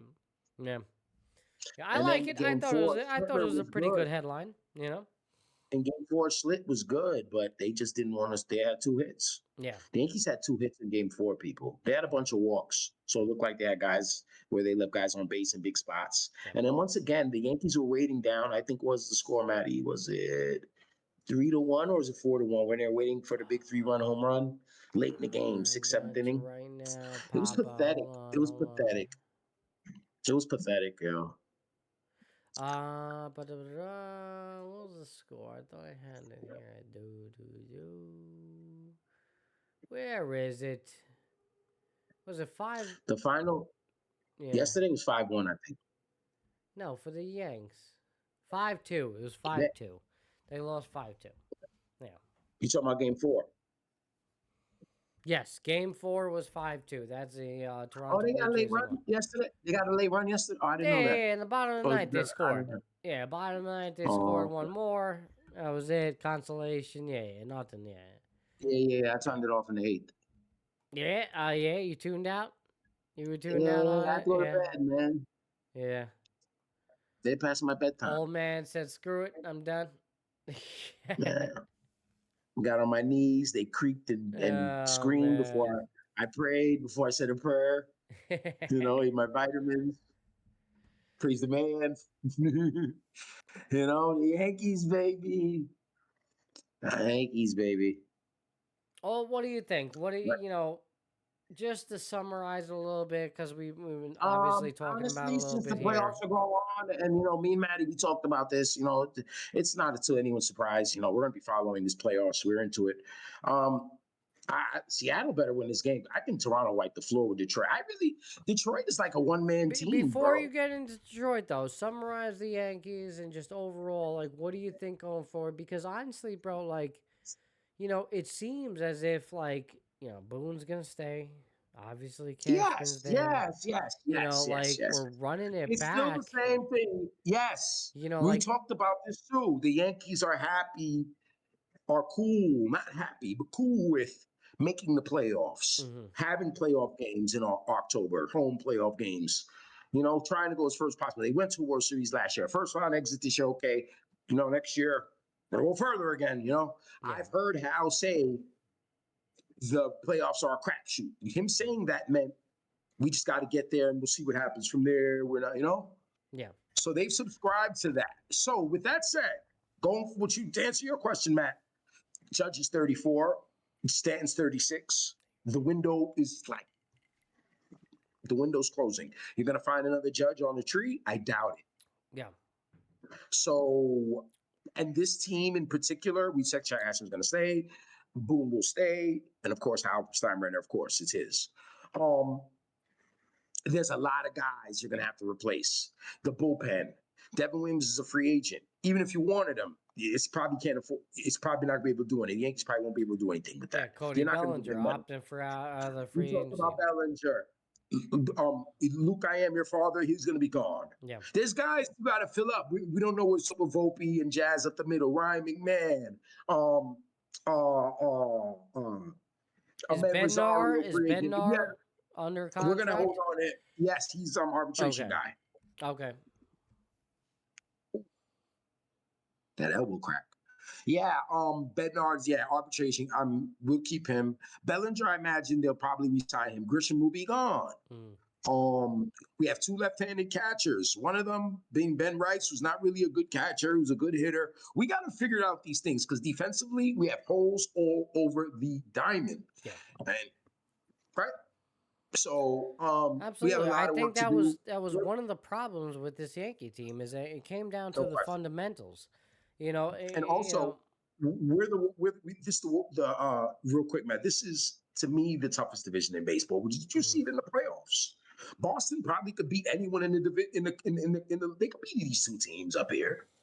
They're a the hell of a Red good Sox team in a 5-game set, right?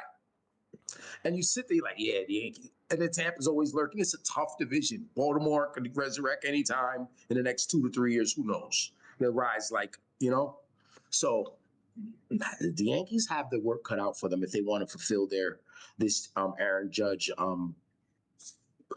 baby bomber championship. Well, it's gonna have to happen soon, man, because you're really starting to run out of time. And now, listen, like I mentioned to you, bro, the whole Yankee lore is kind of going by the wayside. We go back, to the last time that they won. It's reputation. Yeah, for the sure. Name, I know.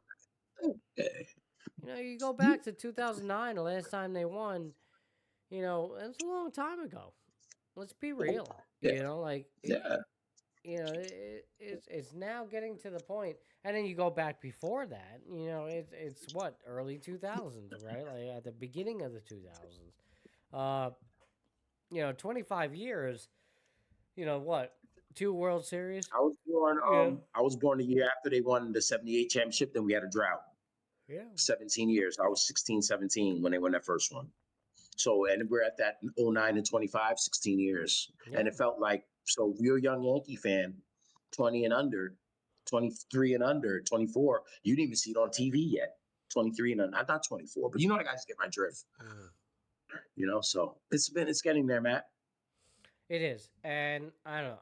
I just, all I hear, when I hear the pundits across the leagues, the A-Rods of the world. By the way, very A-Rod and Derek Jeter, very outspoken against Cashman and the construction of this team. Did you notice that live? You were watching. Yes, I did. Jeet. Yes, I did. Jeet was like, and they don't stop. GM the team, bro. Yeah.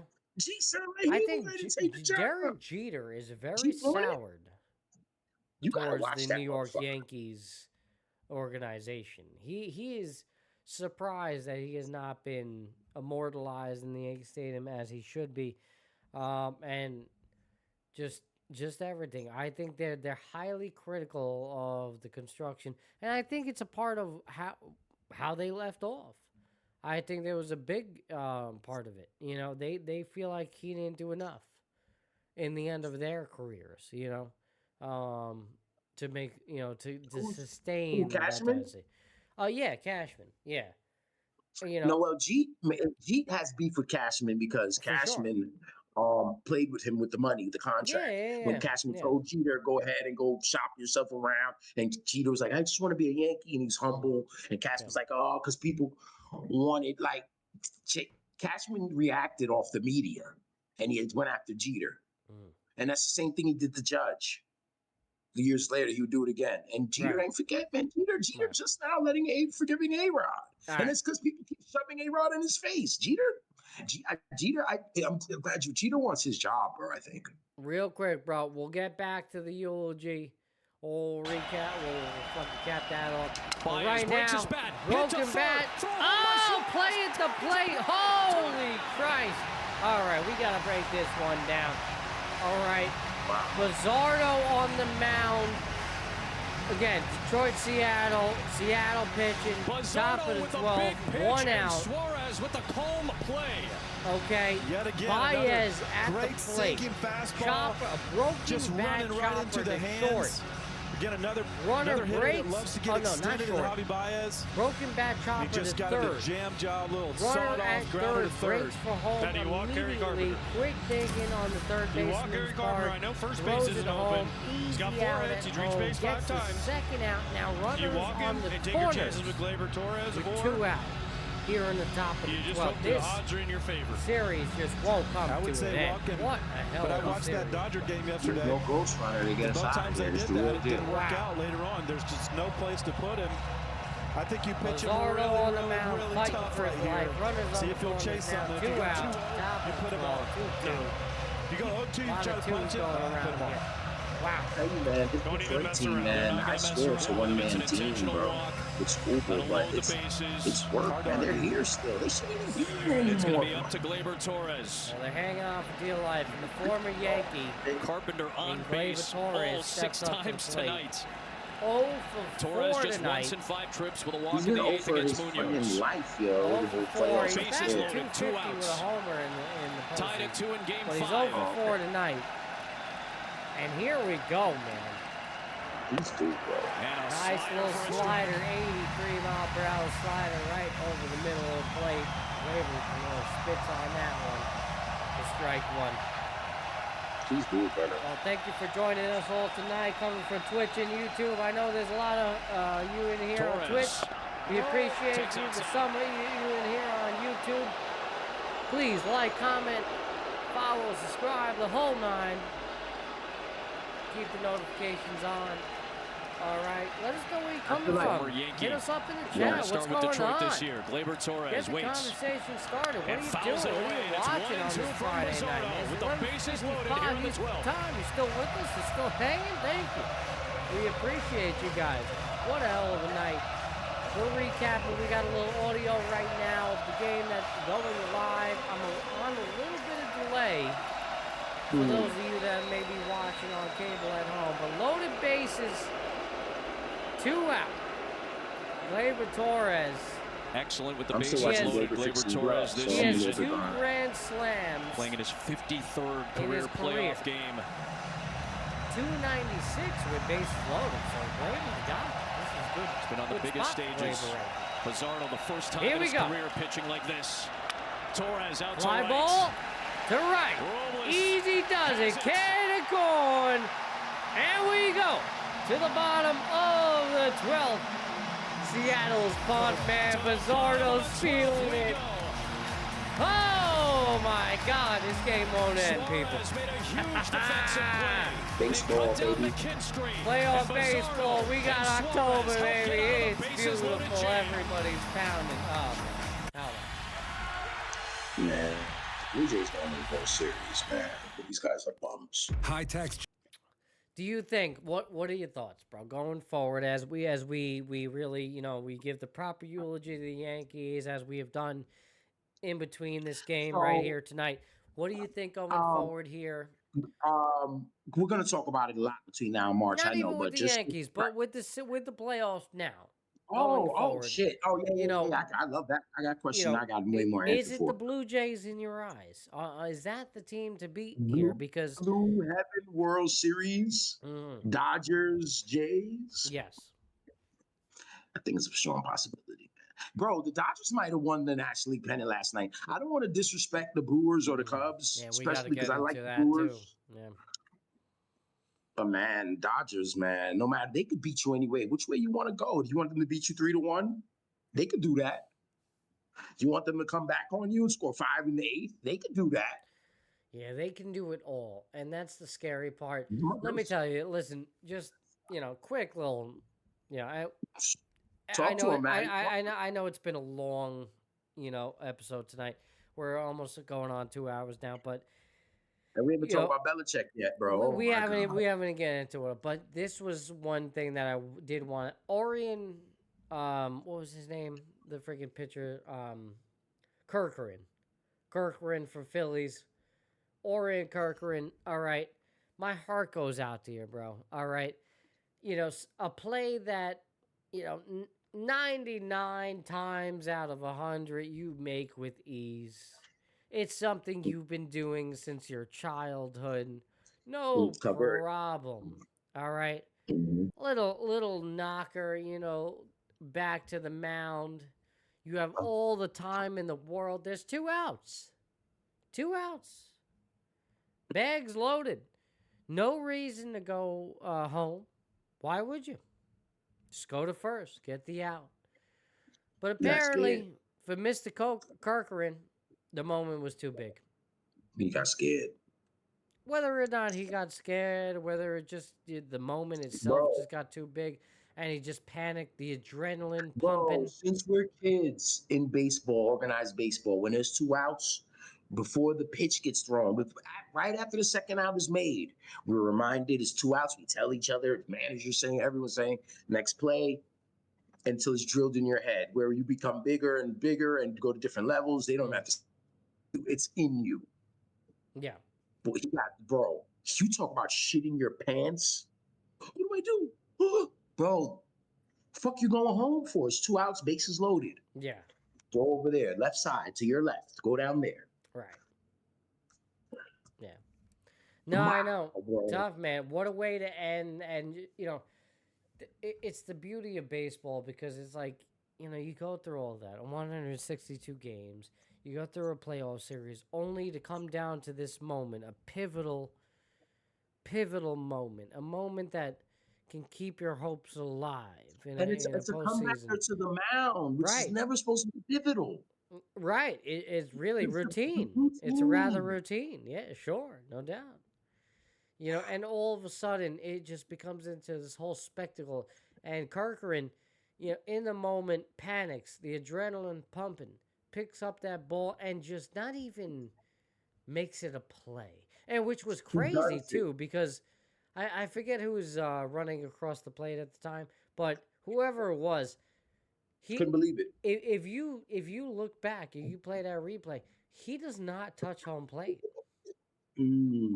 Okay? Dude, in chaos, he missed home plate. He missed home plate, which is also another thing. Like, that's a whole other aspect. They could have appealed it, but they were so dejected that they didn't even check the look. He goes back and touches home plate later, but it was later. They could have tagged him out. Yeah, there probably was enough time to recover and then tag him out and get out of that. So not only did they have the opportunity to just naturally get out of the inning, nobody saw it. Nobody saw that happen because of what the magnitude of the moment. Right, of the moment. And then, it was just then there it was over. So just insane, man. I mean, the whole thing. I feel really for is the a crazy kid. Situation. And the thing about baseball is we take everything advantages, ground ball to second, chopper, fly ball to center, routine. There ain't no routine. It's no routine. That's hilarious. Can you imagine if he's going in his head? He was fucking tripping, bro. Friggin' Will over here. Brandon O'Hara. Yeet. What's going on, Brandon? Coming from YouTube. What's going on, bro? That's my boy. What's going on, man? How you doing? Appreciate you showing up. Will over in YouTube. Dodgers front office confirmed worships Satan. That they worship Satan. Listen, man. and that's what it. And you're right. I mean, they can't do no wrong, right? They just do what they do. They just do what they do, man. And listen, and you know what? We've talked about this. Their money works for them. We've talked about this. The Dodgers were built for the postseason. They were not built for the regular season, although they are built for the regular season. They just don't give a shit. They don't give a shit about the regular season. That's the thing. Right. And they were built for moments like this. When you can get Sasaki out of the bullpen and Glass now and these guys throwing it. Because, which is kind of funny, as good as this team has been and all the injuries they've dealt with, their bullpen for the Dodgers has not been good. But come the postseason is where it doesn't even matter because now they have so much they have so much depth starting pitching that they could just throw Glass now out there. The Mets, the Yankees, all of them wanted to sign Sasaki, but they wouldn't have used him the way these guys are using him. Sasaki, sorry. They wouldn't have used him the way these guys use him, bro. These guys are reinventing the way the game is played. Jesus Christ. And they win championships. I'm sorry. Robles and the Mariners just got hit in the knuckles on a bunt attempt.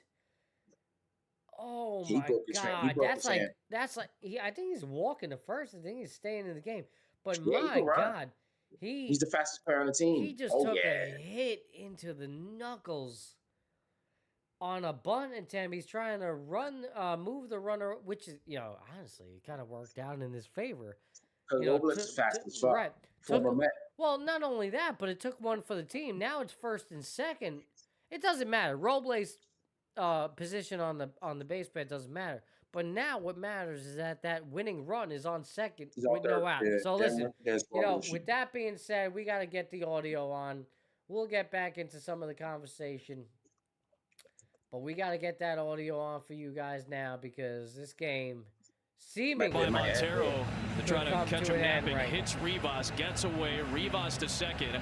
Robles was showing Brandon, bunts. thank you for showing up Montero on YouTube. through inside. Thanks, Anybody It was called a hit by pitch. Right Robles certainly got hit. Coming for us on YouTube or Twitch. But if it hit the bat first and went into fair territory, it's a foul ball. Thanks for hanging around. When you zoom in, watch. He moves his hand. It clearly hits the bat and goes down. It looks like the angle changed. Is that what you're seeing, AJ? It looks like it hit the bat and went down and hit his hand. I agree. Alan Porter, our crew chief and home plate umpire with the call. Crew chief call right here. After review, the call on the field stands. It was a hit by pitch. Yeah. Yeah, was that really a debate? So the evidence apparently really not conclusive to overturn the call on the field. This was hit by pitch for that's the biggest complaint you're going to get is just the time taken up. Yeah. But this is how the inning started. Hey, listen, we got that time from Rivas, the toss over we have no off change. of Rivas over to the side. And But, then the hit by pitch interesting, on bro. Robles. I just Got his before the finger hit out there, by too, pitch and on the again, hand, not by the way. conclusive. There was a pickoff I attempt guess at what they're first saying is you can't really that see what his went index awry. finger is The exactly, throw but was, it sure does look thrown like a foul ball. clearly Well, if it hits his wild, index and the finger, runner that ball's not advanced going second. straight down. That's Sorry. why Robles is trying to lay down Here's the bunt Crawford. so he He can shows move bunt. third. This is what you were calling Now- for last time, Anyway. AJ, to try to All move the right, runners now you over move with them nobody anyway. Now out. you got Well, if he Crawford, gets the him over, lefty. they're between a rock and a Up hard at place bat if you're the first, Tigers, because you're not going to walk first Randy and Rosarena second. said they'll play with No, Cal. Detroit waiting for that. Yeah. Detroit Got to get the praying butt for down. that. Got to put the pressure all over the Tigers. To get the ground ball. First baseman is coming in. That's Torkelson. But you can't walk him. Well, obviously. You cannot walk I got him. to wait for that. Well, everybody, again, thank you for joining us tonight. We really appreciate it. Keep showing up as always. It's a dangerous hitter, man. He's always going to make contact. Crawford pulls back, and it's Who do you think's gonna win right here? Do you think Seattle's gonna finish it off? 3-0 count, no out, first and second. Taking two right here, This AJ? is a big spot right now. You have to throw a strike down the plate. Throw it Also down. gonna be You late. gotta I've challenge squared him. around. I might take Give it, me but I'm take at it. least showing it. Season's on the line. Oh It's a my strike. God! Cole dropped the bat thinking it was ball Oh! four. Oh! I don't know about that, Dub. Nice frame by Oh! Dingler behind the plate. I know you guys can't see it right now, but that pitch was slightly out the zone. 3-1 Called for a pitch. strike. Here it is, Crawford bunts down. puts it down. It's a foul ball. Foul ball. 2 strikes. Whoa. 2 strikes. Like Count runs full at 3-2. That is Will, you're really, rooting for the Mariners? really close All right. there. All right, Will. The Mariners will the give us another series. Listen, I'm with you, bro. I'm with you. I kind of, Scooble part of can't me, help. Scooble. Man, that's close. right. A part of Dingler me was wants ready to to see fire. the Mariners. I don't know why. I wanted just think a force that out at team- third. This has been a great series. Winning But, run Dub, at what do you second, have to say? nobody out. Scooble is a great pitcher, man. He's one of the greatest pitchers Payoff pitch to Crawford. in recent history. Oh! Left center. Over Fly ball to his left. greenest step. He's got That's it. gonna Back be- to Nothing. second goes Nothing. Rivas, Nothing. and there's one down. The runner stays I at would have third. kept the One bunt out. on. No, I'm sorry. first and I still second, would have one kept the out. bunt on. Oh, my bad. First and second. Yeah. I think this is just the That's a bad big juice. out. My bad. Cater Big Montero out. with That's an the wrong enormous place you out wanna right hit there. it. What a You're job by all-time. They don't Montero have to get a nothing key after first Scooble. down. Not in the bullpen. A Not in double the play can rotation. end Nothing this that inning can and send it you to the with this 13th. Toronto lineups But can be back to the scared. These top guys of got the George order Springer. for Randy Arozarena. You know what I'm saying? These guys got hitters. Yeah. So I don't think Scooby in a 7-game series, you're gonna see him what 2 times in a Two, 2.5 yeah, times. yeah, Swinging a foul. I don't know if He was there Rivas would tonight, do so it, you're but not if gonna I'm see the him in game Tigers, 3. a little bit of So I would worried imagine about them that trying they to start double on game steal on here just to Sunday, get the game runner one. to third with less than 2 outs for Randy. Because this is game 5. Listen, right? it's a Toronto's not gonna gutsy this play game in the is gonna 12th make inning sure first of off, a winner take Probably all right. game, but it's got a Right. big Monday lead. would be- Rivas Yeah, can run so a little bit. You're probably looking at him just going 2 Arozarena. games. Back to Oh, Montero. comebacker, Throw double to play second, ball. Torres. There it is. Wow! Holy! Detroit Wow. got it. They wanted it. They got it. Wow. The 12th This is inning a was tough made game. for Excuse my defense. I didn't want it to And end, Cater even though I picked, Montero, the pitch even though I of his picked life. Seattle. I don't want this game to end tonight. I don't know why. I love late night baseball, baby. There's only one game left. Send game 5 for What the a night. 13th inning. A big time double play, a comebacker to the pitcher, throws it to second, then just took off first. What were we just talking about Wow. before this? Remind Matty, what me, were we because just we were talking talking about a whole We were lot. talking about the Philly pitcher. Jesus. Oh, well, all right. There you go. There's the routine play. Look, You know, look how- look 99 his react- times out he of was 100. ready. Bro, you saw He was how ready he for turned the it. double. Yeah. 1-4, 1-6-3.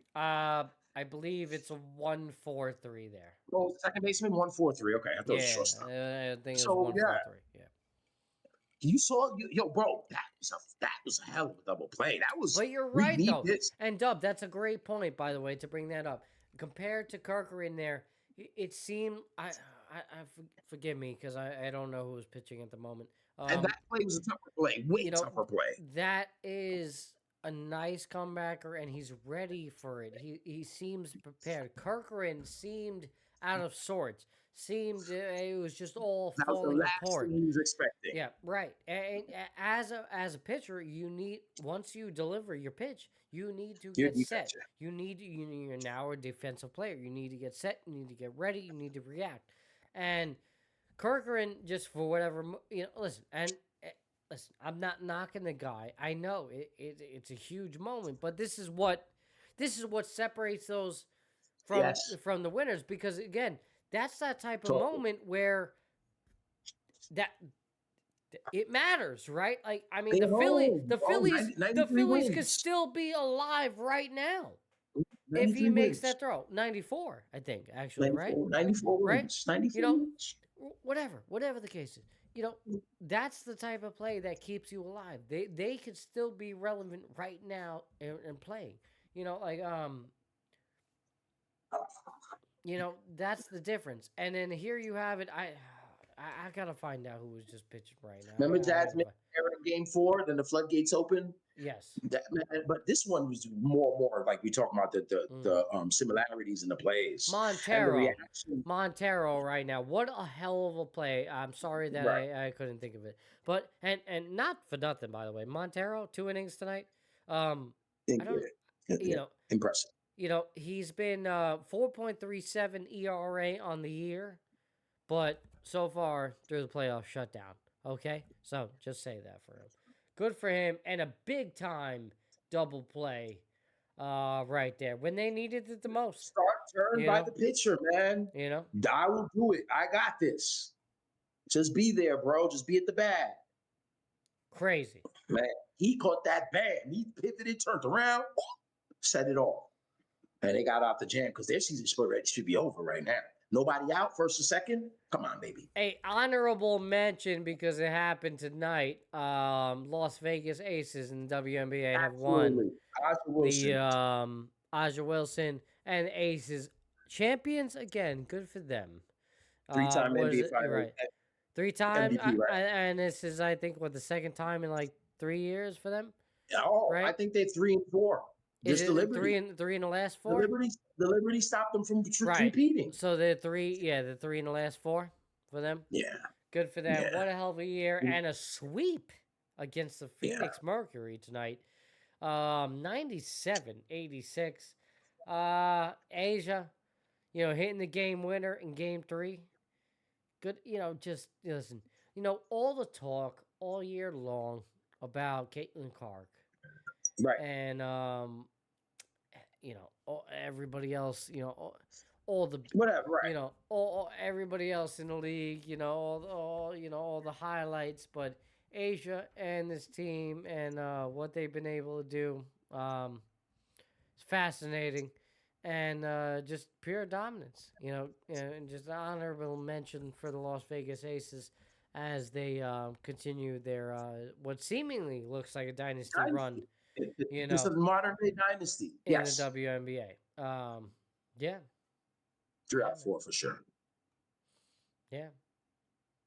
I thought they were done after the Liberty beat them last year. I said, this team's not the same anymore. There's going to be teams that come in to get better. I thought so too. Yeah, it seemed that way. Yeah, but because the Liberty handled them, and they were getting handled in the regular season. It looked like it was the end. Yeah. You know how great teams, when it's over, they're still around, kind of like Kansas City. You know what I mean? But the Golden State Warriors, we waited because the Warriors gave us more hope in 22. They won another one. Okay. So it kind of, but the Las Vegas Aces, they're real, man. Congratulations. Have you did you hear about Angel Reese and her new little promotion that she's been doing lately? What is she doing? Hey, you didn't. I thought I sent it to you. You didn't hear? What is she doing? Bro. My girl Angel Reese, bro. She is a Victoria's Secret model at the fashion show now. You didn't catch that? She's partnered up. No? Nice. She's wearing lingerie and stuff? She's wearing lingerie. Yeah, she has. Angel, you tall, drink cold water. The Angel's relevant, man. I'll pull it up for you guys right now because it's out there publicly. There it is for you, Dub. Okay, there's your good old girl, Angel Reese. Okay. She's hanging out. I like Angel, as you know. I like her too. I have nothing against Angel Reese. She's a beautiful girl. She plays her ball. She does her thing. Camilla, did you see it, Dub? I see it. Yeah, okay. It's very nice. There you go. Young Baltimore. There you go, young Baltimore. All right. Looking good. She recently partnered up with Angel Reese, with Victoria's Secret, the whole 9. We'll get you out of here. Who the hell is this? Who has more money in the WNBA than Caitlin and Angel? Than those two? Yeah, none of them. Nobody. The only person who has more money in the NBA than Angel Reese is Caitlin Clark, probably. And you know what else? I mean, there's $70,000 a year. They make 30. How much? All right, let me find out. Asha, how much does Asha make? Which we clearly know is the best player in the league. Paige Bucker is the new rookie that came into the league this year. Like what? She's not making a lot of money. I would love to see that. Who's the top earning? Nafisa Collier. Who is? Come on. There's got to be somebody. Money does Aja Wilson make? By the way, this Detroit-Seattle game just won't Wilson's earning about $200,000. $220 a year, Aja. Okay, where does that link up? Do you need me to look this up? Yeah, go ahead. Okay. What are we looking up? Top 10 base WNBA salaries. Top 10 WNBA salaries. Angel and Caitlin not in that. rookies or second-year players. Yeah, if you're just talking salaries, then yeah, that's Right, a different but then story. But if you're we talking go to actual earnings. how much they made. Well, salaries, your Indiana Fever Kelsey Mitchell, who was phenomenal Best this player on the year. team. Yeah, best player, including Caitlin Clark, by the way. How much she makes? $269,000 per year, which That might is that might be fucking max money, pennies, yo. That's bro. like max money. I can't. Can I just say that how that is like compared to the NBA is just pennies? Yeah. That's insane. You know, and listen, I'm all for equal pay for women and things like that. I understand like what they make revenue wise. Yeah, and then revenue wise, right? But I'm pretty sure they deserve more money than that. All right, Sabrina Ionescu, who's number 5 on the top 5 list, is making $222,000 per year. That's it. Who's number 1? Kelsey Mitchell with $269,000. Okay. That's top salary though. But what you're talking about earnings in terms of sponsorship. Right. No doubt. Right. You know, that's a whole nine. You know, earnings, sponsorships. Let's see if I can find it. Let's see if they give me a number on it. Oh yeah, hell yeah! That's what I'm saying. Like, you can just look at this right now. Okay, so reportedly, Sabrina Ionescu has reported $24 million 6-year Nike signature shoe deal. He's a special player, though, man. $24 million. Okay, Asia Wilson signed a reported $20 million deal with Nike. Okay, Angel Reese has deal with brands with McDonald's, Amazon, Beats by Dre, and it has been cited as having 22 different sponsorships. So who the hell knows? I'll take another look. Let's see. Angel Reese. You know, I'll see what her equity is. You know, Angel's got equity. You know, she might have more money than Caitlin. You know, she's doing so much shit. Caitlin got a crazy shoe deal, though. I know she do. Clayton's shoe deal like $80 million or $50. Aja and Sabrina got $20 million deals, yo.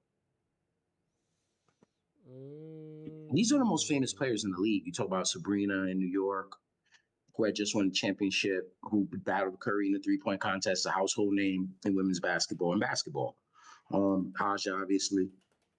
Yeah. Kelsey's going to become the Kelsey Mitchell, you know, with Caitlin next to her. People are going to have to know her name. You know, they're going to have to know. We talked about that the other day on the last show. We spoke on that. There's some, you know, there's notables, man. You know? All right.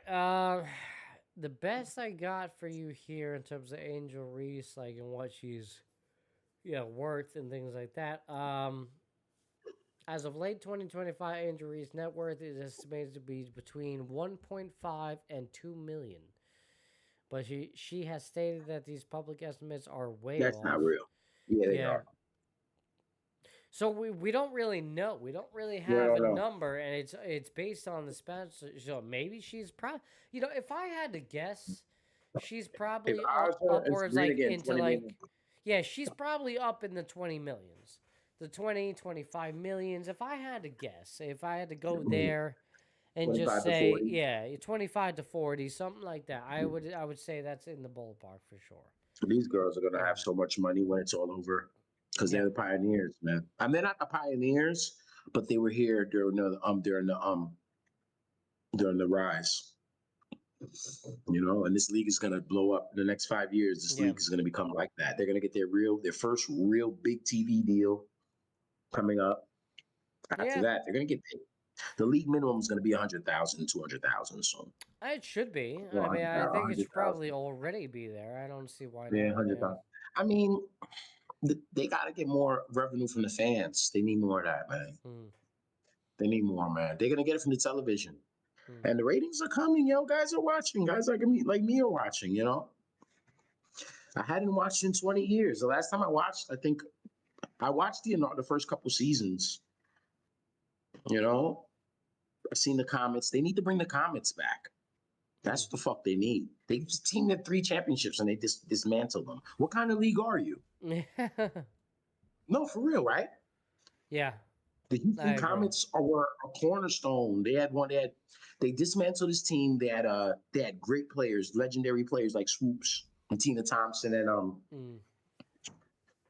forgot the last Cooper, Cynthia Cooper. And they won championships when the league first started. I think they won 3 in 4 years, same thing. And by 2008, they had problems financially. The league was having problems in its 10th year, but they were one of the teams that contracted. They folded them up like a fucking briefcase and they put them in the closet. But really, Matty, but the guy who owns the Texans and he owns the National Women's Soccer League team down there. And close pitch. Goes Rodriguez his way, and it's 1-0. Regardless, he bought the rights to the Comets. So the WNBA, man, like I said, they have a great ceiling right now. And then, like I said, it started because of Caitlin and Angel Reese. Aja Wilson's getting the props she deserves. You know, so WNBA, man. I have the audio back on for the Detroit Seattle. Bottom of the 13th. Cal O'Reilly on first, no out. And Julio Rodriguez up at the plate. 0 for 5 tonight. Flaherty on the mound. This is it, man. Listen in, everybody. All right. 3-1. Back-to-back 3-1 counts. Down. Oh, man. Let me see if I get the box score up for you folks. What a hell of a night. Thank you for joining us. What a great stream. What a great episode. Huge coming up fastball. 3-2. Cranking them out. More than just cranking them out, my friend. We're living it. We're here. We're enjoying it. Raleigh at first. Nobody out. 13th inning. And back-to-back Flaherty walks to start the inning. And the winning run is in scoring position for Seattle.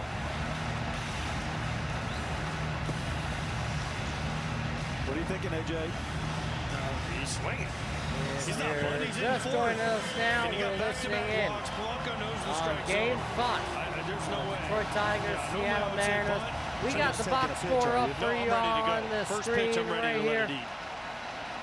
2-1, nobody out Listen for to it a Polanco. little live, And Flaherty will reset. play-by-play.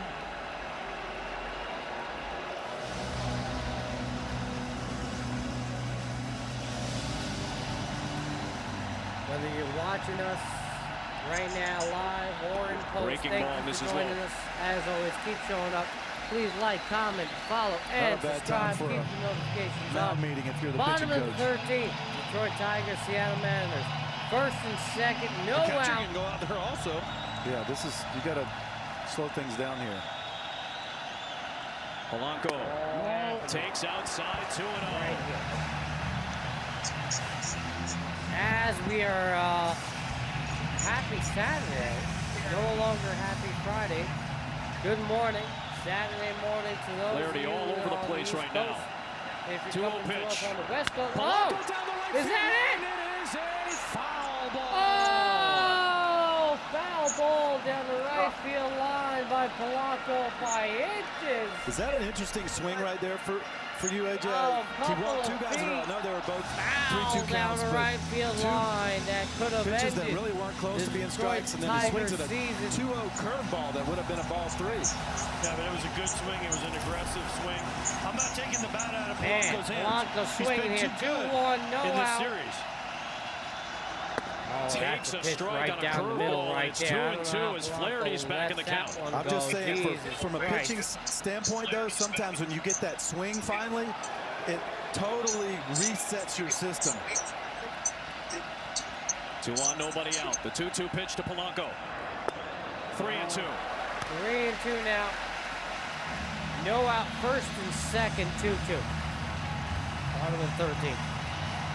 Thank you for joining us tonight. You see the box score there. What a long game. What a series. after You got to get disappointing a season. Flaherty, right? I mean, that's the only thing he's thrown close. He hasn't thrown a fastball close not yet. winning I was thinking their he was going to division. rush him with a fastball here. Being 15 and a half games out. Fouled away. 15 and a half games up on the Just because he hasn't thrown a fastball and close yet. The only pitch he's therefore had any control over is a breaking ball. And Jack Flaherty, one of the things in Game 3 when he started that only AJ to Hinch beat said was, well, Cleveland he'll spin him. in a wild card And series. that's been his pitch the entire year. Come to this series now and just a base hit away from Another it all payoff ending. pitch. Popped up, foul and out of play.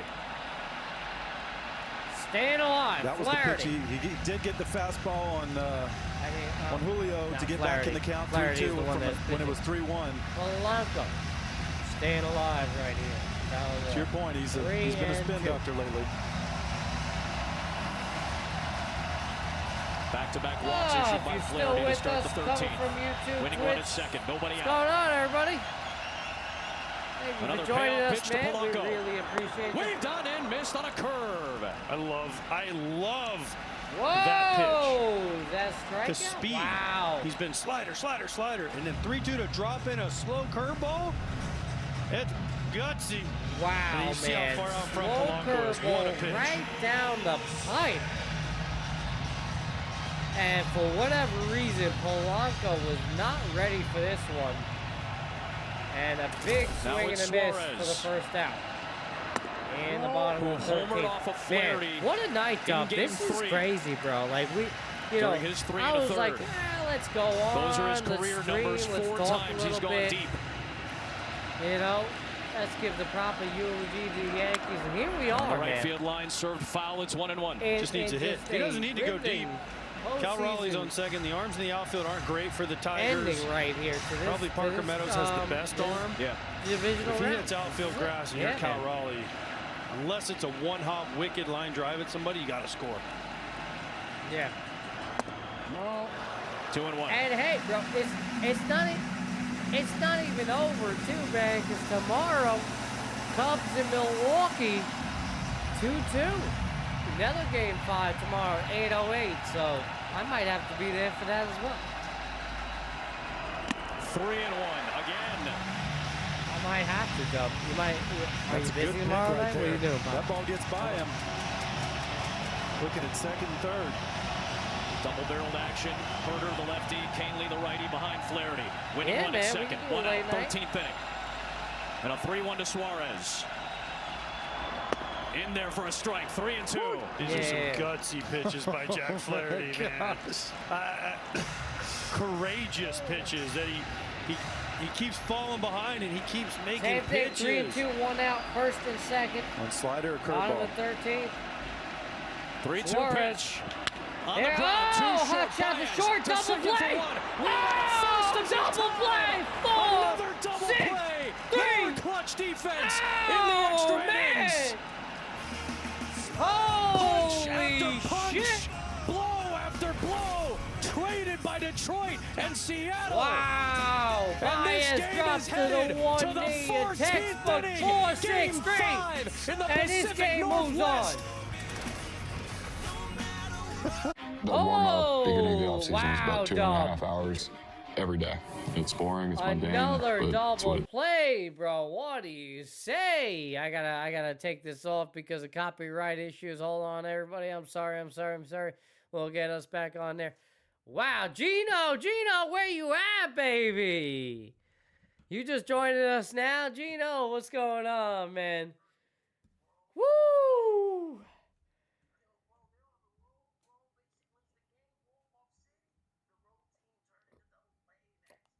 Let me tell you, man, Suarez hit that too. It was like good contact, but right to the shortstop. And yeah, right. Absolutely. This is big. Oh my god. Has Dub been That's the off difference. this whole time? Thank you, Gino. I appreciate you, bro. Dub, I'm sorry. You've been muted for quite a while. You muted me out here, baby. Jesus Christ. I know. Yeah. So yeah, that's what I was saying earlier with the Tigers, man. Their mental fortitude to hold on in these tough spots, they're not thinking about, oh, if we fuck up, we're done, like the Philly pitcher was. They're thinking about what they would be practicing from day one, from spring training and from when they were little kids to spring training till now in October. You get the ball, you turn 2. That's it. Hard double play from Suarez, slow runner, 6-4-3, bang, bang, boom. Wow. That's twice, Matty. That double play's got him out of there, bro. Big time play, big time moment. And this is playoff baseball, like Gino just said. It's amazing. And I apologize to the listeners that are listening live. I apologize. I'm dropping the ball. Long night. I did have Dub muted for probably. Can't be muted me, Matty. I ain't going to run my mouth, bro. I'm so sorry. It wasn't that long. It wasn't that long, but it was long enough. It was long enough. But whatever, yeah, we're gonna carry, it's all right. Carry on. It was like probably like 5-10 minutes. I know because you know why, Dub. You know why I muted you because it was, the reverb. The reverb. You know it. You knew it exactly. You know me by now. That's all. Yeah. That's all. I could have left it. It's fine. But yeah, I was trying to get it together. Yeah. I got my new devices over here. I know you're doing your thing. You're doing great, bro. Don't worry. It's been a great show. No, this is why we appreciate people like Gino popping up in the moments, always where it matters most. But anyway, top of the 14th. How many times have you seen that? Have we seen that at all? I don't even know. Gino said he's not mad at the Philly pitcher. I mean, I'm not either. But, I'm not mad at. You're not mad at Kerkering. Listen, we did talk about it, Gino. We did talk about it. I don't know if you were here for that one, Gino. But again, I agree with you. I'm not mad at him. And I explained the moment. I explained it. My whole opinion on it. Listen, big pivotal moment. Season on the line, playoffs on the line. A routine play that 99 times out of 100 you're gonna make, right? Like without question. Why even you could see it. Real Muto, there's 2 outs, and Real Muto is literally shouting and pointing to Kerkering, saying, "Throw to first," like first base, whatever he's saying. He's giving you the signal, go that way. And Kerkering, in his post-game presser, God bless him. He admitted to it. He admitted it was just the adrenaline pumping. He just, it bypassed. I watched my Little League teammates make that mistake when shit was pumped up, big spot, and no doubt. I watched that mistake in Little League. Yo. And that's right. That's like I said before earlier, Dub. That separates the winners from the losers. That separates the greats. It's not a knock on Kerkering. And like you said, I'm not mad at him either. But that's the difference. It is the difference. And here's the difference right now, as there's a shot down the left field line, and a leadoff double. No, not a leadoff double. Excuse me. Well, 1-out double for Detroit. Here in the top of the 14. So now Detroit has another runner in scoring position as Bizzardo is still out there pitching for Seattle. A double down the line from Oldner. Who is it? Oldner? What's his name, Dub? Sorry, Matt. No, you're good, Papa. I believe I got the name right I got there. the lineup right Oldner? here. Yeah. Yeah. No, Dingler. Dingler? Is it Dingler? I was reading that. Dylan Dingler, double left, yeah. Dingler. I say Ongler. Dingler. Dylan Dingler. Ding-a-ling. That ding-a-ling. How fitting. Is this like normal? Like guys named Dingler and yes, it is normal. On a night like this? Philly wasn't winning the series. You think he heard Real Madrid? No, absolutely not. I think, he didn't hear anything. He didn't hear shit. Are you kidding me? Kerkering was blacked out. He was having a moment, he didn't hear jack shit. It was like a movie mode. It all turned black, faded. I don't even think he seen anything, bro. Did you see that throw, Gino? because I know I seen it, and it wasn't anywhere near close. Like, You and know, now we're the thing, talking about the guy touching the baby. So much pandemonium. well, right. In all of that, Gino, did you notice the fact that whoever I forget who was running Scored to the the bag, run. whoever scored that winning run, he didn't touch home plate. He missed it completely. He went back for it. He did win. He did go back for it. If you check the video, he does go back for it. But even then, in that moment, in all of the chaos, he had the presence of mind to go back and step on plate when theoretically the Phillies could have done the same and tagged him out and got him out still. So it just a whole drop ball of a situation. And listen, that's the shit that you talk about. Those are the things that you go over and practice over and over and over again. Ultimately, to get to that moment, and just for all your training to go out the window. Right. Yeah, Real Muto was clearly on it. He knew. He was poised. Do you think he heard Real Muto? Hell no. You know, go to first. You could see it. Real Muto first. It's 2 outs. Bro.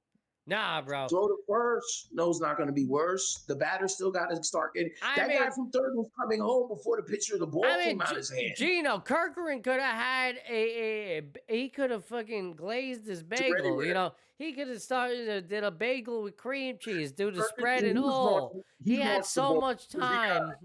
But he lost as soon as he got it. He was getting it on. This guy had so much time, it didn't look bro. Routine. It didn't look routine at all. But it was routine. He made it look routine. Right. He made it not look routine, no doubt about it. And then we watching the Tigers turn 2 in extra innings. Hey, 6-4-3, 4-6-3. How many double plays have we seen tonight for the Tigers? They got 3. What, 3 or 4 easily. They got the 1-6-3. They did. Yo, Gino, right after we talked about Kirchin, the Tigers turned a 1-6-3 with the game on the line and the winning run. 4-6-3. Then they did the 1 first. The pitcher on the chopper. The pitcher goes up, lands. Essentially the same play. Yeah, he fired the second, but he got 2 in this one. Right. So no, man. I mean, we always talk about the game is played between the ears. You know, all these guys are talented. They all throw 100. They all could jump out the gym. They all could, kick field goals. All the kickers can. But it's at the end of the day, everything's going to take place right there. I watched Jazz just butcher that last error, and he was so good right before that. He scored the winning. Remember he scored the tying run. Look, Dub. Look, I'm doing the clicker. The smoke machine. Oh my God. Bro, it's 12:40 at night. There's nobody out there. I'm doing the clicker. No, but we need to see the footage, though. I'm going to get the footage for you guys. I'll do a nice little footage. I'll show you. Shit, I want you and Gino here for my Halloween party, all right? Both of you got to be here. Y'all got to fucking pull up for the Halloween party. I'm serious, man. In the same place is fucking crazy. All right, well, good. And then you get us to be with you. That would be fucking. That's once in a lifetime. That's like The Rock versus Cena. I'm gonna make it happen. How about that? I'm gonna make it my life's mission to bring you and Gino together in the same. That's crazy. And we're all gonna be hanging out. All right. We'll talk about sports, man. There'll be a lot of sports. Yeah, you know what? Who cares about the sports? We would have a good time. That's all that. No, bro. You put it out there in the universe, Jesus, bro. Luis Castillo. Hey, we've gotten that late. Luis Castillo is coming out for the Seattle Mariners here in the top of the 14th with 2 out. Holy shit. 14th. What is the longest game of this season in baseball? I don't know. We'll look that up. But first, I got to put a little audio on. And we got to talk about it. 2 great nicknames in baseball. Castillo, La Piedra. By the way, I have you unmuted. I'm not muted. Pops jam shot to first. He's got it. End of the inning. It's over. Castillo gets out. There you go. Wow. So we go to bottom of the 14th. Chance for the home team again. There you go. So what was the question that you had real quick right there? What was the longest game? Oh, yeah, of the regular season. The Ghost Runner game, obviously. Yeah, it was the longest Ghost Runner game of the year.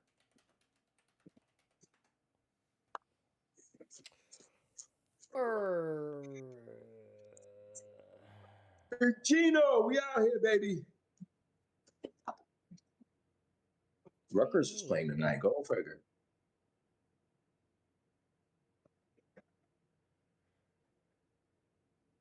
Are they still playing? What do you mean?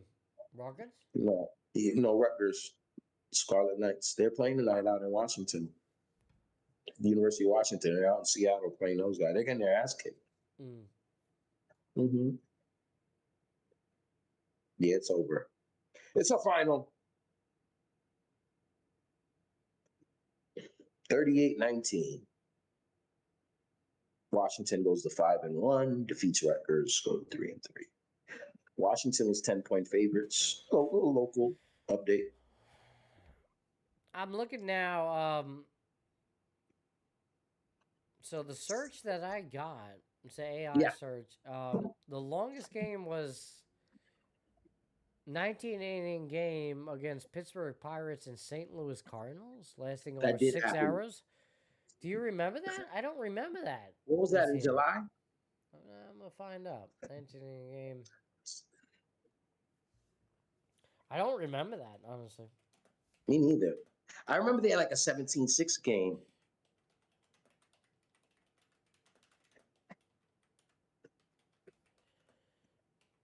That's a long game, bro, to have, you know. Right, with a Ghost Runner. Yeah. That doesn't even sound possible. I'm about to say, there's no way. A runner on second. I think that was back in 2012 for some reason. I don't know why I'm seeing that. Why am I not getting an accurate search on that? Come on, like, longest game of the 2025 season. Come on, man. Let's go. This AI is so good, and yet we can't figure it out. Really? 13 inning. Where are you? That's what they're saying. Pittsburgh, St. Louis. Is that the one? Mm-hmm. The Pirates won 2-1 on a walk-off hit. Is that April 9th? Yes, April 9th, 2025 at PNC now Park. I'm seeing that now. Okay, yes. 13 inning, 2-1. 13 innings? Yeah. No other 2020-25 game exceeded 13 innings this season. Okay. The average 2025 game this season was 2 hours and 39 minutes. Yeah. This game was 4 hours and 15 minutes. Pretty good, Grok. That was Grok gave me. Is that what you use, Grok? Yeah. Yeah, she's pretty good. But they be fucking up. She be getting shit wrong too, and I gotta ask her again. You sure? Oh, I'm sorry. Like, bitch, you know what I'm saying? Like, bitch, you're a computer. What do you mean you're sorry? You're not supposed to make mistakes. So I asked her. That's why when you asked her, you said 8. I believe they told you 19. She would tell me that. Then I'm like, yo, there's no way that's true. And then she said, oh, I'm sorry. I answered quickly. And then she'll give you the right one. I've never seen no shit like that in my life. Right.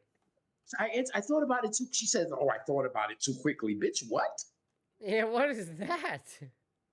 Bro, I don't even know what to make of it. But I know it's incredible, the technology, but it's scary. Yeah. It is scary, bro. That's interesting, bro. So wait, the longest game in 2025 this year was 13. Do you know? Yeah. I've already looked it up. Do you know? Just quick guess. How long was the longest game in 2024? This is. Oh well, this Ghost Runner in 2024. Tell me, go for it. Tell me, brother. No, take a guess. How? Oh, innings? Yeah. I will go 13 again. I'll give you a hint. You going with 13? It was Yankees in Cleveland. More? 12 innings. So nobody goes 13 no more. After 13, 13's a lot. So this is the longest game. 10, 11, 12. In the last couple of years. You go 3 whole frames. That's 6 Ghost Runners who don't come across the bags. That's almost impossible. Yeah, that is hard to do. To not be able, because 10th inning game should be over. 11th, forget about it. Get that, and that's what I'm saying. We just watch these guys The Mariners had the winning run at second base twice. The winning run. Right. The game-winning run at second base twice, and they let it walk. When you talk baseball's about statistics, if we run into it like how often a guy scores from second base or nobody out, I would guess it would be 65%, right? Yeah.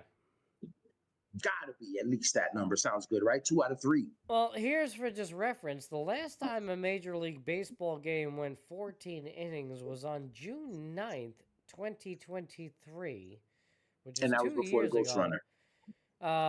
When the Cleveland Guardians defeated the Houston Astros. All right.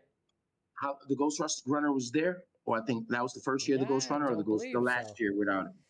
I think that was the last year without it. Okay. Yeah. So this is the second year with Or the Ghost maybe Runner. not, because it's been around a little bit. Yeah. It's been around a little bit. When was that? I'll check that too. But 2023, that's how long it's been. When was the Ghost Runner implemented?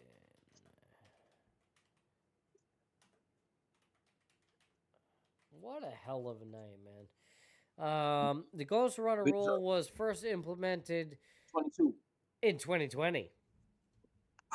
Yeah, pandemic. So it's been around for a while now, and you're right. That's kind of crazy. It's been that long. I don't blame you for being off on that because, to be honest with you, if you told me it was implemented in 2020, I would be like, what? If I told you 22, 23, you would have believed it. Yeah, for sure. I'm with you on that one, bro. Like, I can't believe it's actually been 5 years since that rule has been implemented. It's kind of wild. The Manfred rule, the Manfred's rule. Yeah, it was, and then that's true too because it was like, and then they made it permanent. The Joint Competition Committee made it permanent as a part of the regular season rulebook in February 2023. So you weren't wrong. You weren't wrong. So it became permanent in 2023, but was implemented in the 2020 MLB season. So now with yeah. So now it seems like every year they're changing one of the rules. But these are all the rules that they talked about 5, 6, 7 years ago. It all started with the catcher not being able to touch him. That was like the first major one. And then they went to which one we were just talking about, bro? ABS is coming up, but before that is a Ghost Runner. What's the other rule? Oh God, it's catcher, Ghost Runner, can't touch.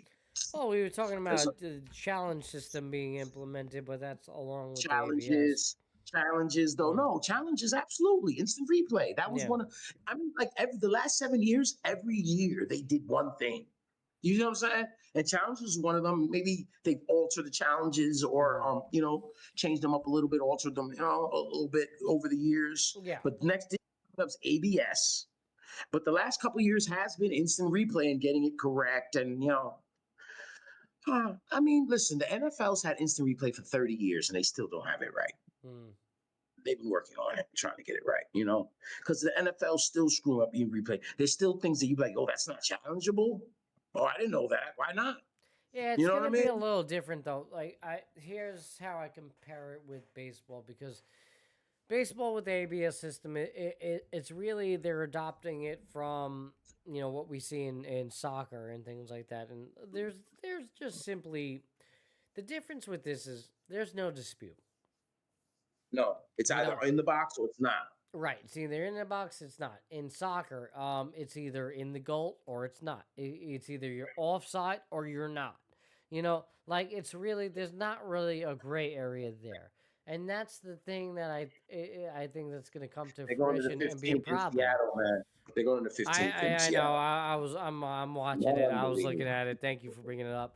And not for nothing, what a way to end the inning. As Seattle attempts a stolen base and gets thrown out to end the inning there with 2 out. Can you blame them for going for 2? For the trying to get that guy back in scoring position, man. I guess not. I know. No, it's the 14th inning. You got to try something, right? You got to try to generate some offense. 2 outs, man on first. Get him a second. I'm kind of with you there. You know, like it's not a terrible spot. Maybe if it was early on in the inning, I would criticize it more. But the fact that there's 2 outs and it's like, all right, you're just at that point, you just feel like the offense is stagnant. There's nothing going on. You're trying to make something happen. You got to make a move. So I kind of agree with you there. You know, you gotta maybe force the issue, make something happen. Hopefully, you know, it sparks it. But clearly, it didn't, man. You know. From our vantage point, you know, looking at it as IDOs and as streamers, volume down, our perspective is different from a Seattle or a Detroit fan right now who's fucking sitting pins and needles, right? Yeah. So I'm saying that to say this, like, I know there's a lot of mistakes we've missed. And if we were Seattle, we'd be like, yo, I didn't like this. So whoever loses this game, man, that manager is going to get torn to shreds. It looks like it's a Seattle manager too, bro. You know, even though we told them, we said we understood, they have to win this game. They need this shit. Can't you look at both teams though? I mean, like at the end of the day, like, you know, I think both managers are pressing the right buttons. They're going to their bullpens, you know, making the moves. Detroit looks like they're the team pulling out the stops to survive, to do anything within any means necessary to survive. They look like those guys. They look like it's the player. You can't say the same for Seattle. Seattle's got Castillo out there right now. Put these guys away. You're a better baseball team, Matty B. Put them here at home. It's one of the loudest. This one of the loudest buildings in the country in any sport.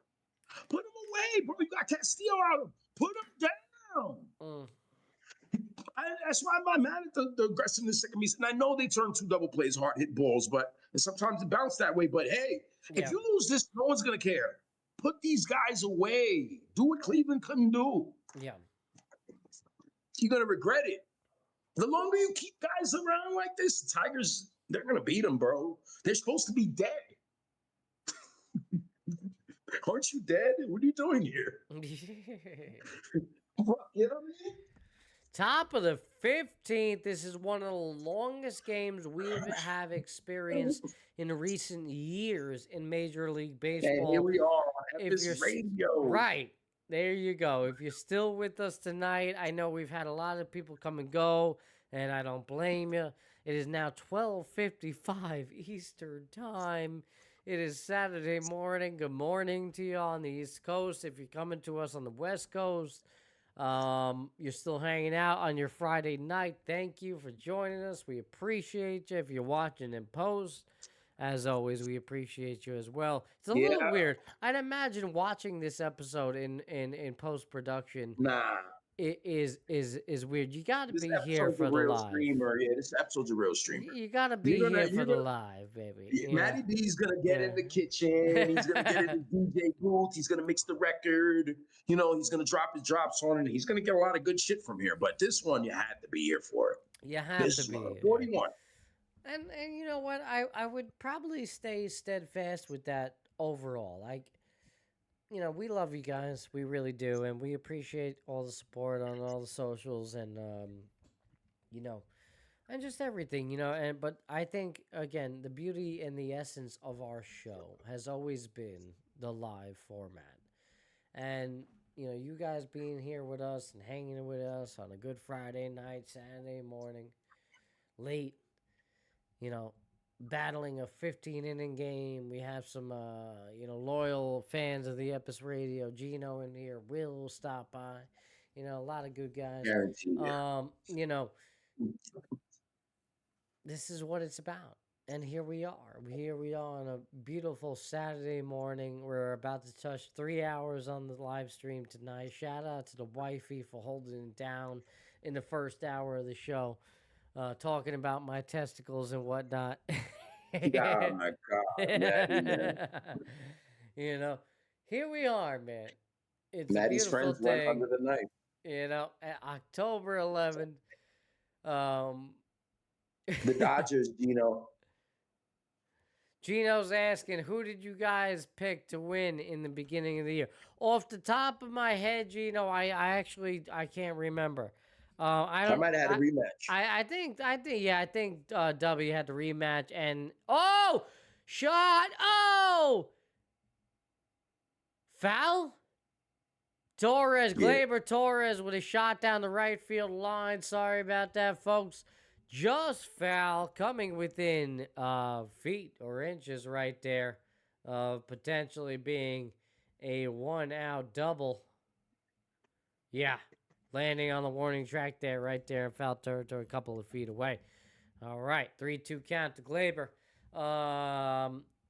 Gino, off the top of my head, I don't know, bro. I think I had Phillies in the National League in a World Series. And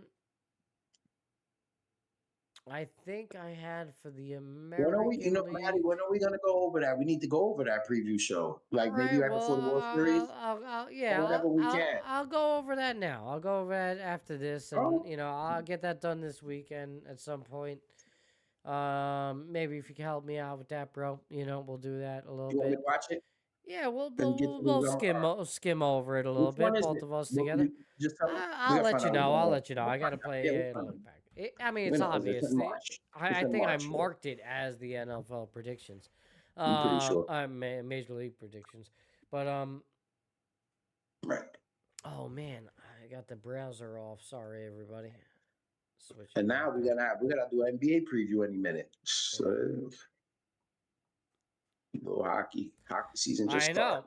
I know. Seattle's out of the inning, as expected, and on to the bottom of the 15th as we go. Dub, do you remember? I think, Dub, you had the Yankees, right?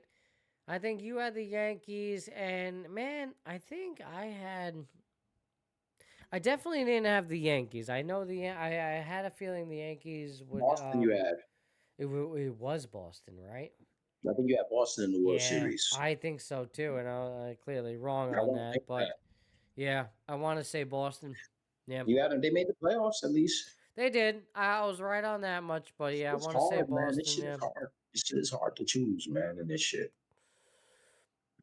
And when you look at it from hindsight, like down the hall, after it happened, we were different people in April. Yeah. No, we really were. We were different people. I mean, yeah, for sure. Yeah. And these teams are definitely different teams, man. Look at this. I know it's a little off, but it ain't. Look at the Cincinnati Bengals. They were different people in July. It's pro sports. That's why we love this shit. Yeah. For real, bro. This is it. Because we could sit here and sound smart, and some of us are actually smart. But at the end of the day, we don't know shit. We don't. And that's why we're here watching it, man. I was shitting on the Tigers 2 weeks ago. Me. I don't know, you guys were too. Everyone was. Everyone took a shot at them. But me in particular, I didn't have any hope for them. They showed us. Why should I? We spoke about it, and I said those words, Matty. I was like, why do we think the Tigers can win? Because they have this one pitcher that they only can pitch every 4 days at best.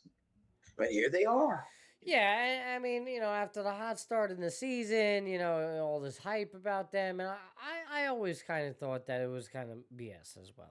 Even with Javi Baez and the success that he was having, in the first half, I didn't think it was sustainable. If they don't fold up, they are a 94-win team. Yeah. And you're looking at the roster, you're like, damn, this team ain't really all that. They play with a lot of heart and fundamentals in their textbook. They haven't made any mistakes out here. And we talk about that. And look how long it's kept them around. Because I really believe Seattle's a better team. I thought Cleveland was better than them. Yeah, I think they were. But just for whatever reason, they got right when they needed to come wild card, and they beat up on Cleveland. Who's this Tyler Green? Tyler Green. They don't even have. They got these cast-offs. I don't want to shit on these guys like a Baez or a Gleyber, but they're kind of cast-offs. No, and they got other guys. Yeah. Tyler Green is their biggest bopper. He's a strikeout guy, as Benedetti could put it, a Dave Kingman type. They got good arms in their pen rather. I'm sorry. Their pen, none of their guys, they have good ERA guys, but all of them, their pitchers find bats in this bullpen. And we're going to see, I don't know if we're going to see them going forward, but we're going to reanalyze them again if they advance.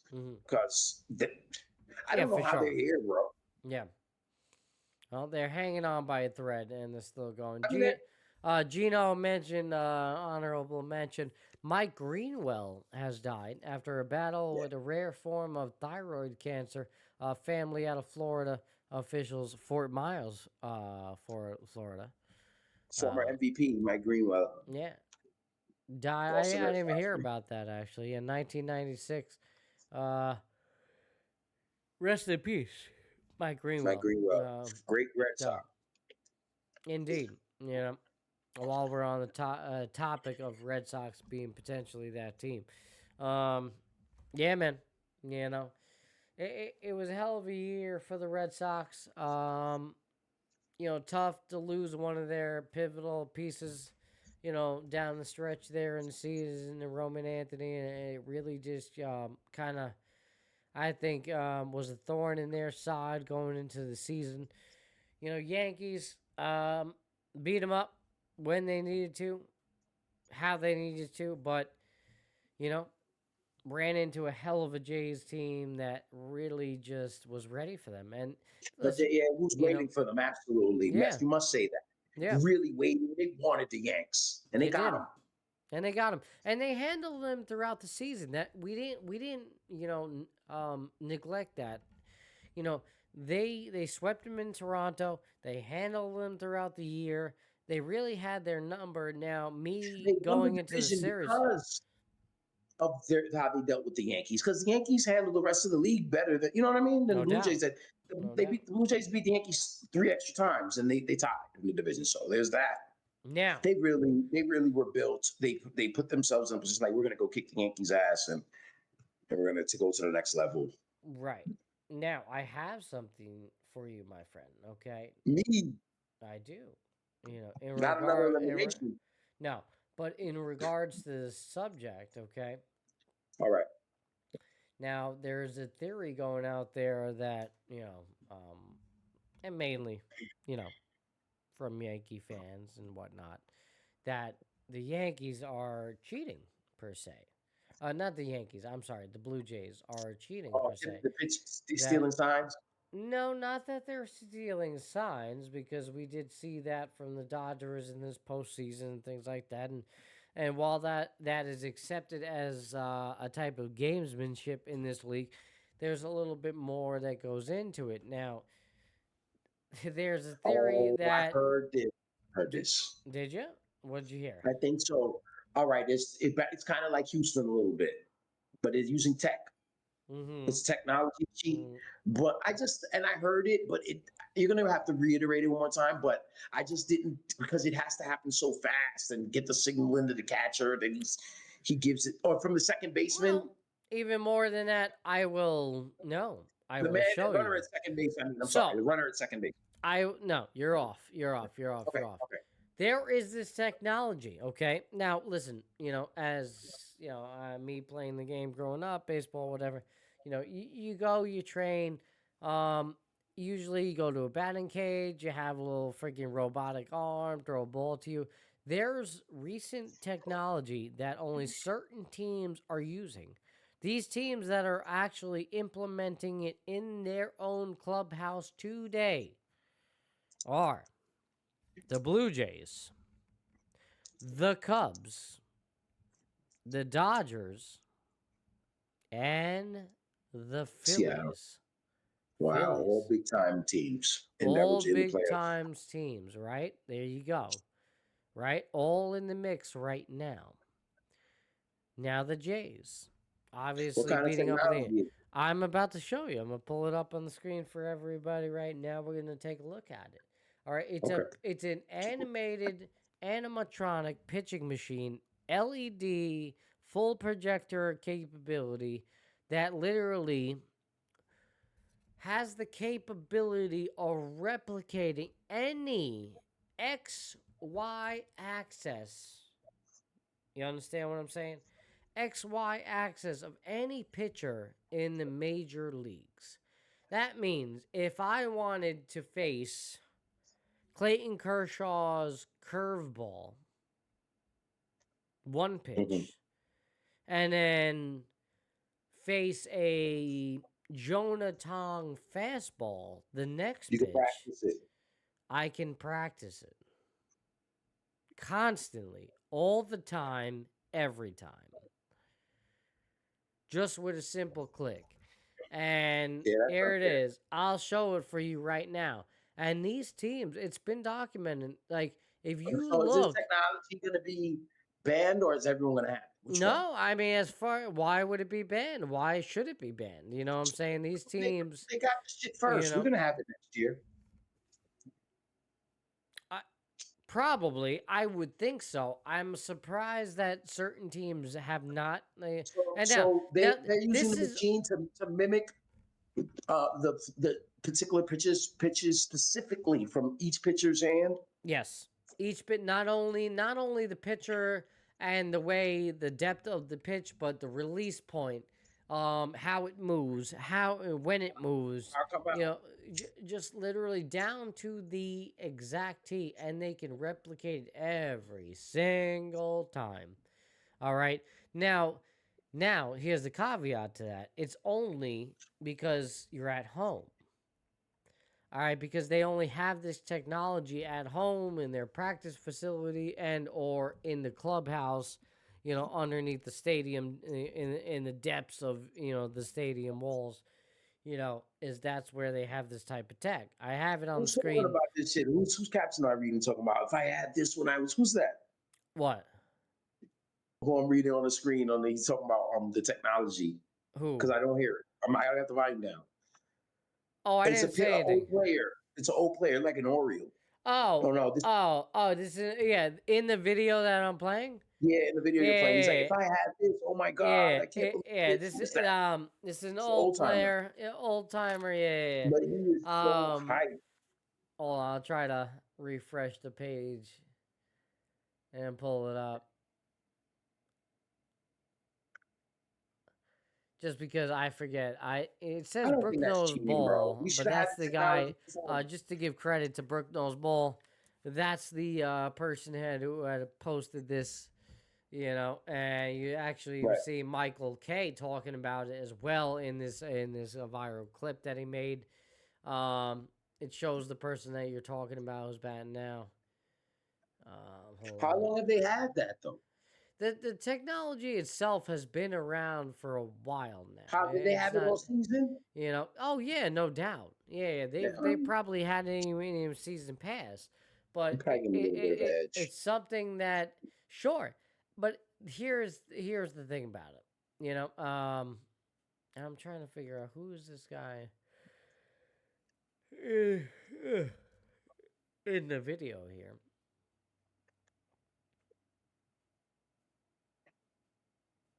He's talking about Gauzy. I think it was old Oriole. I think he played for a couple of teams. This dude.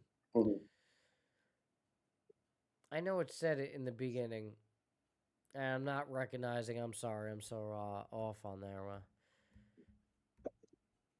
Fucking Gino over here is still talking about the Greenwell MVP race over here. Right. Gino, yeah.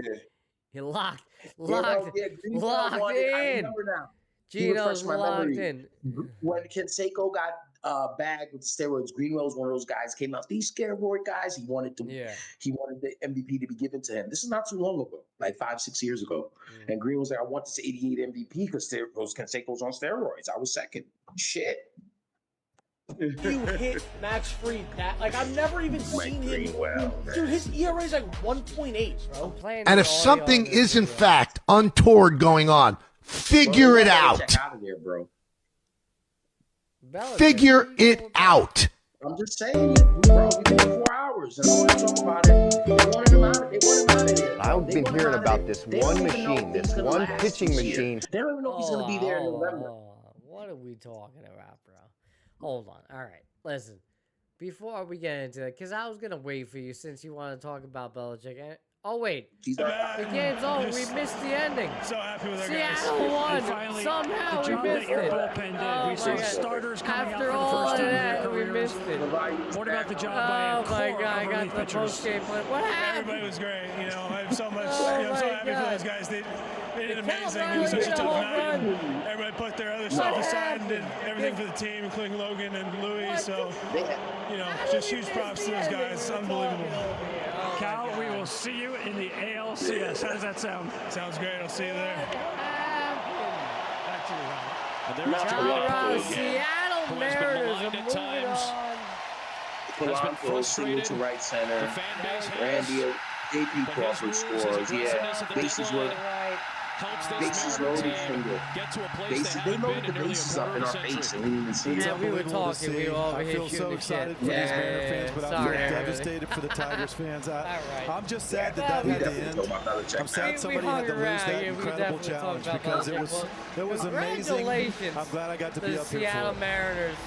What a night. What What a hell of game. a series. What a series. Post-game coverage comes your way next. Put 'em For Adam away, Wainwright, man. AJ Brzezinski, Tom Verducci, our phenomenal Fox Sports Wow. crew. Adam Amin letting you know that it was an Seattle, absolute privilege Toronto. to be here tonight. Seattle to the ALCS. Wow, baby. Let's go. All right, Yeah. Phenom Jeremiah Smith. That's it for that. That puts that to bed. Sorry, everybody. I know Dub and I are off on our little freaking tangent over here. If you're hanging with us, like, whoa, you guys dropped the ball on the live. All right, listen, We kind of did. we didn't drop no damn ball. You know why? Because it doesn't matter. It doesn't matter. Yeah, it doesn't. It doesn't matter. Seattle finish off the job. It's a bases loaded single to win it. Hell of a job from them. Shame on Detroit for letting this season get out of hand. This team had so much promise and so much hope and so much hype, only to lose the division, barely make it into the playoffs, somehow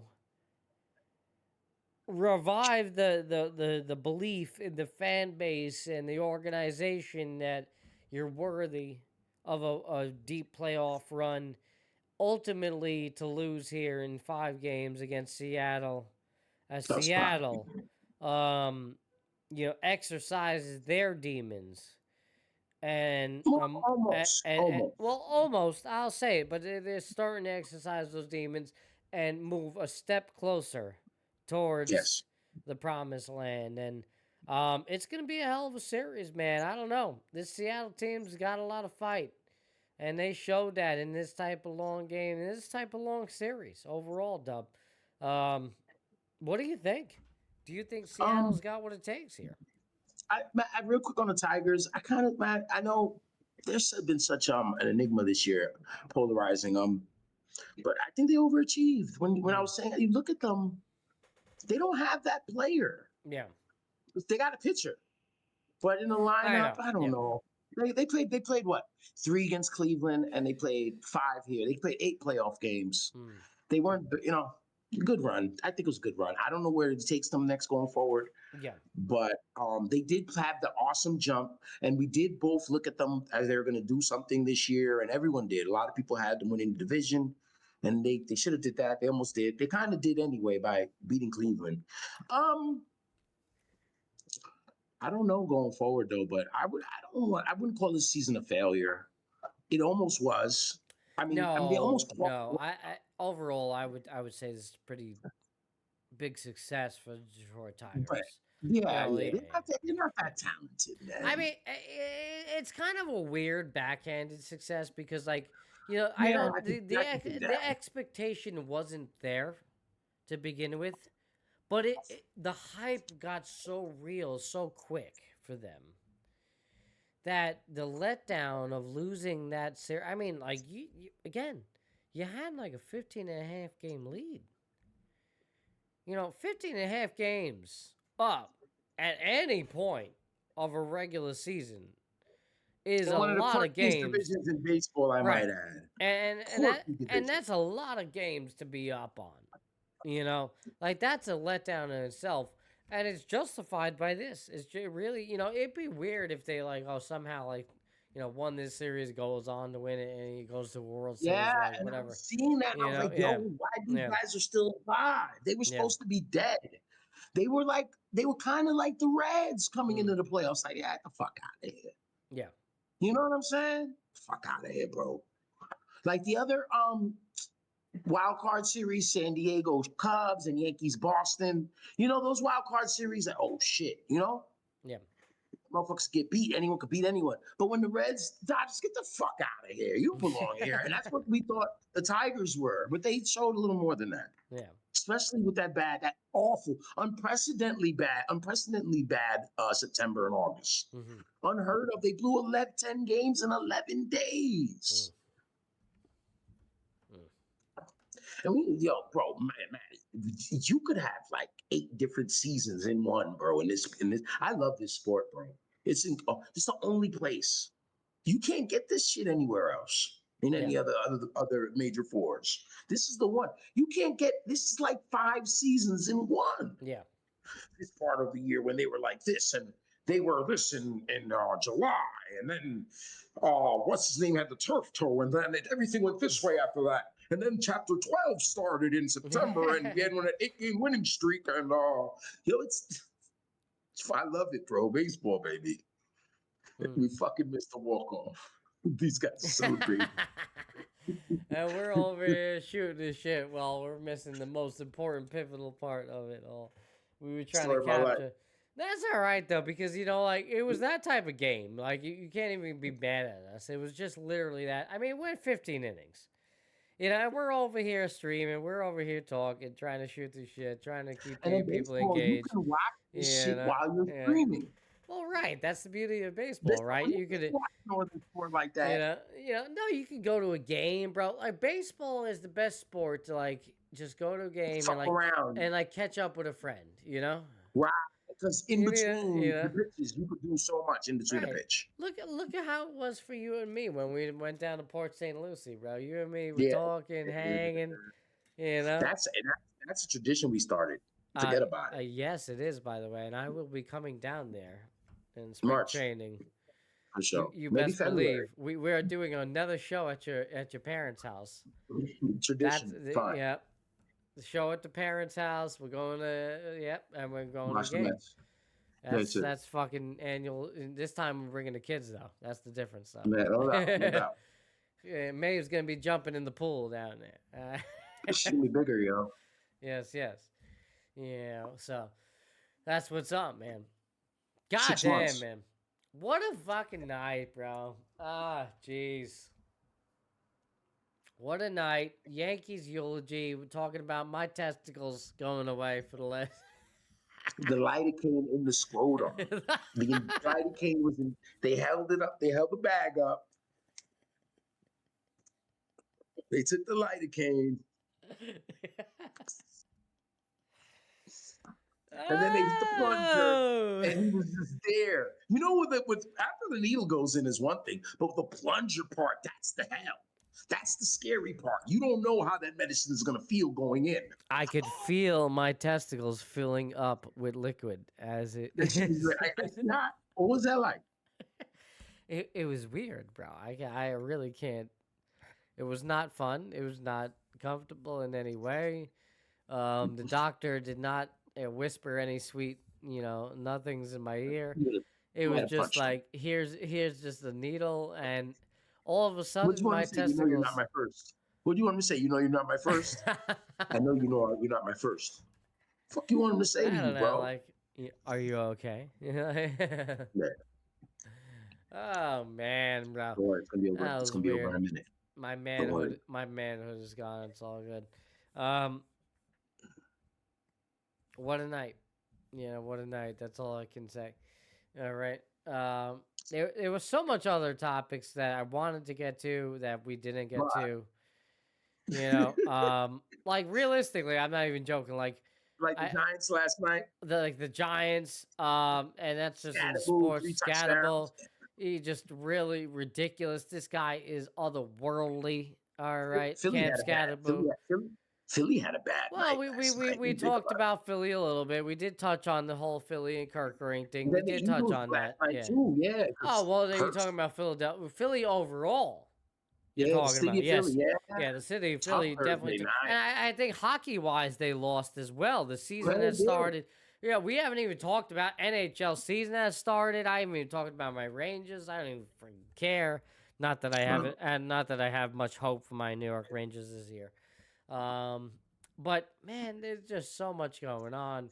It's hard to keep up with that sometimes. But man, we're not going to talk about all the indictments getting thrown around. No. We're not going to talk about Eric Adams' boo, the one writing the book. No. Man, we'll get to that towards election time. Okay, there's so much fun junk out there. Well, Adams stepped down, bro. We didn't even get to talk about that. You know, you guys said he appreciate that guy. Man, screw Eric Adams, bro. You're bugging him. We didn't appreciate that. Man. This guy was living his life. He's being himself, bro. It was no bullshit. He's doing that. You guys are gonna regret this, man. You guys threw away a good guy. This girl's away a good guy. Oh, we didn't throw away shit, by the way, because I don't know what the hell's going on with this mayoral race. I mean, right now they call him freaking Mamdani a communist, a freaking they don't know anything, anti-Semite. This guy fits the narrative or whatever the hell they want to spew. Yeah, they'll say anything for his numbers because he was polling so well. They had to bring it down a little bit. Now all of a sudden Cuomo is a fucking pinnacle of fucking virtue, yo. Yeah, whatever. Cuomo's still not winning. Mamdani will win. I'm letting you know that. He's gonna be resisted from day one. And that's the thing about politics. It used to be whoever wins, you go at it, then it's over, and then we just move on. But now, after you win, you still got to beat the people, win again, because they're gonna come for you. The losers are gonna come for you. Right. So. Yeah. And then in this case, with this administration, the federal administration, the winners are going to come for you. So, the guy's an asshole. All right, Dub. I don't know about you, Papa, but I mean, again, we apparently you and me could just if we wanted to, if we challenged ourselves, we could probably go all night long. Yeah. We haven't. Be mad. You know what? Here's the respect. Me and him haven't even taken a piss break. We've been going for 3 hours now. No piss break. No piss break. We just hanging. We can hold that bladder. We can chill. Yeah, I got water here still. All right, respect. I got everything I needed. You let me do my thing. I had to get myself together before I got on here. I ate too. Wasn't that great, bro? Wasn't that great? Yeah. We had Dorothy on earlier talking. Yeah, she was already there. That was a good. Wasn't she good? She was good, right?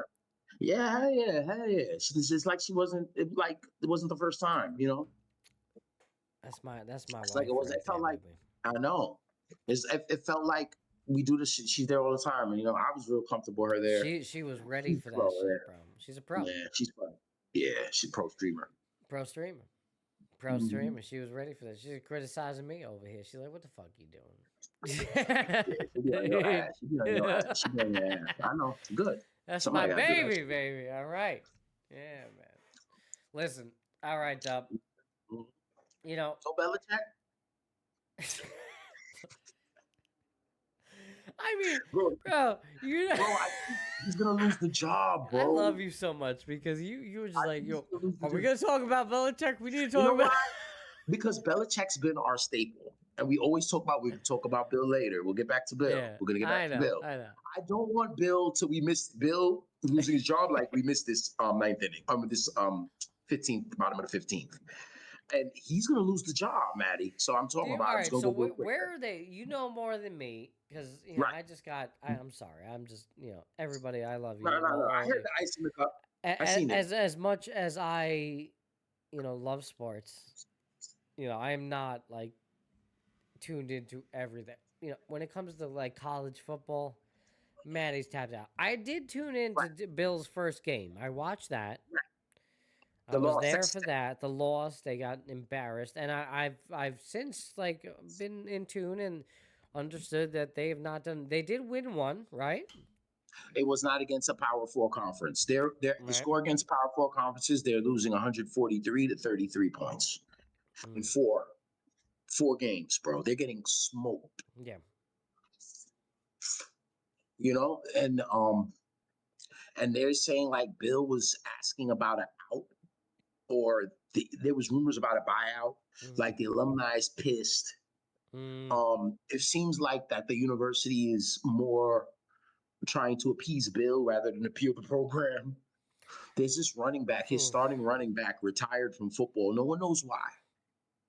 But during this thing, his starting running back, he's a North Carolina D1 player. I'm not saying he has to be a pro, but to retire, I'm not playing football their anymore. starting running back retired? Yes, from football. This yesterday, 2 days ago. Oh, okay. This is recent. Okay, I'm sorry. Yeah, I'm he not quit in the loop on this. He said he talked to his parents. He let out a statement and all that. All He's this is done during with the Belichick. football entirely. Yes. Period. Yes. He's not going to a transfer portal. What was No the one knows statement? why. No one knows the exact reasons, but the fact that something like this is happening, it just doesn't happen like that. Yeah, that's not crazy. At these programs. There's got to be something. Right. The fact that this is happening. What position? He's the running back. I'm sorry, you said that. Yeah. Yes. Really? Wow. They're struggling, bro. We haven't even heard about Jordan, about the girl, for just him. They're saying he seems disinterested. Because it's irrelevant. I mean, what we've heard about Jordan is her being on the sideline. I mean, that's and that's enough, by the way. Just her being there and her being present and being a distraction is relevant, right? Like that's an issue in itself. Does not look interested in going through the downs. Let's put it that way. They haven't recruited the best players. This is a team in a conference. This is supposed to be a good football team, not one of the best, but a competitive football team, competitive program. And they just like Bill don't give a fuck, bro. They're ready to let him go. Like the athletic director didn't hire him. The board members and guys who don't know what the fuck going on, they hired him. You know what I'm saying? Bill, it's not Bill's fault. If someone's going to offer you $15 million, what are you supposed to say? No, I don't know if I'm going to give it 1,000%. I got this 23-year-old. When she touches my Johnson, I can't think straight. I can't take this money. What are you supposed to say? He took the money. Oh, man. Yeah. But college coaches don't get fired during the season, Matt. You know? Very rarely, right? Like, it's just not something that you see, oftentimes, He is the highest paid state employee in North Carolina. They just gave away $15 million. Yeah. And for what? For a name. For a name, it's maybe garnered some notoriety towards the university and things like that. But for 1 week. Matty B and other casual college football fans came to you're right, because what is it doing for the program going forward here? I don't know. Everyone's done with it. If you ask any college football fan, it was funny. Yeah. It's over. And they are victims. They're getting blown out. They came down here to Orlando. UCF beat the fucking shit out of them, 51-7. And we don't. UCF, I said we. I'm a knight. I am. I'm a nerd. But UCF doesn't. They're good, but they're average. They're a fucking 500 and team. For them to blow out UNC, right? 51-7. Yeah, it wasn't supposed to be like that. We were like 6-point faves, and we won by that much. So that's why I wanted to talk about him, because we talked about him a lot, and this might be it. Because who's gonna want him again? He's turned the shit after Tom. Well, he's maybe, done nothing. I mean, does he make a return to the NFL, or is he done? No, because he would have. Maybe college. Maybe college was just not a fit, bro. I think I think so too. I agree. College wasn't for him. Yeah. But at this point, the NFL, it's 1 year past, you're not in the league. That's a lot. 2 years, 3, they moved on. It is. But I mean, him being the legendary coach that he is, I guess they're not going to bring him back. All these young coaches, an old coach now is 55. I know it's a different league. I agree with you. I know. Even like bringing Gruden back is such a topic of conversation. That's a better chance of that happening. Right.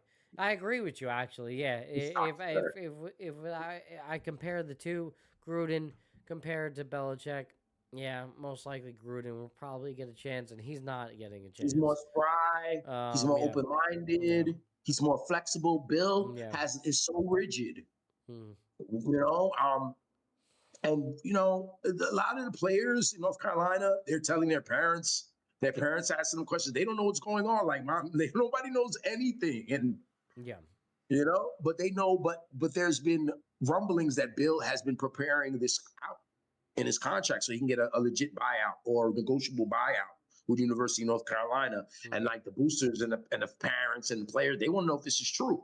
Then the athletic director came out and said, "Oh, everything is good with Bill. That's all these are just rumors," and which we know means total opposite. Yeah. So it was just called this one. That's why I stayed on it, Matty. I just wanted you guys so when it happens, Epis was on it. Right. That's it. You know what I mean, my man? But yeah. Well, that's why Bill, I love my man Pots and Pans right here, my man, co-host. My man, yeah. My host, my second host. When I say co-host, by the way, all right? Yeah. All right, I don't want you to feel like... Oh, Matty, I don't want you to feel like, like you're the second, Like you are, it flows with you, my man, all right? And bro. I'm definitely, Matty B, listen to me. Listen, Matty, real quick. We have things that we've set up in prior shows that we set up for later shows. And Bill was one of them. We got other stuff where we're like, yo, we're going to see where this story goes and shit like that. Or this character, there's a couple of characters who've been staples on the show, but I'm afraid that this is going to be the end for good old William. Probably will be. Maybe we'll have a nice little funeral for him, Yeah. We'll have a nice little send-off for him for the season. I don't know, man, because Jordan, what is Jordan going to do if he's not in the TV? He's going to come back on TV, man. Are they married? Are they officially married? No, not yet. I don't know, man. There's more in store. Who knows? You think a little random, more random. You think Sanchez got CTE? That's why he was doing the shit he was doing. I saw the video today, bro. He looked nuts, bro. Oh, there's a video? Yeah, TMZ got the video, not of the fight because it was in a hidden cut.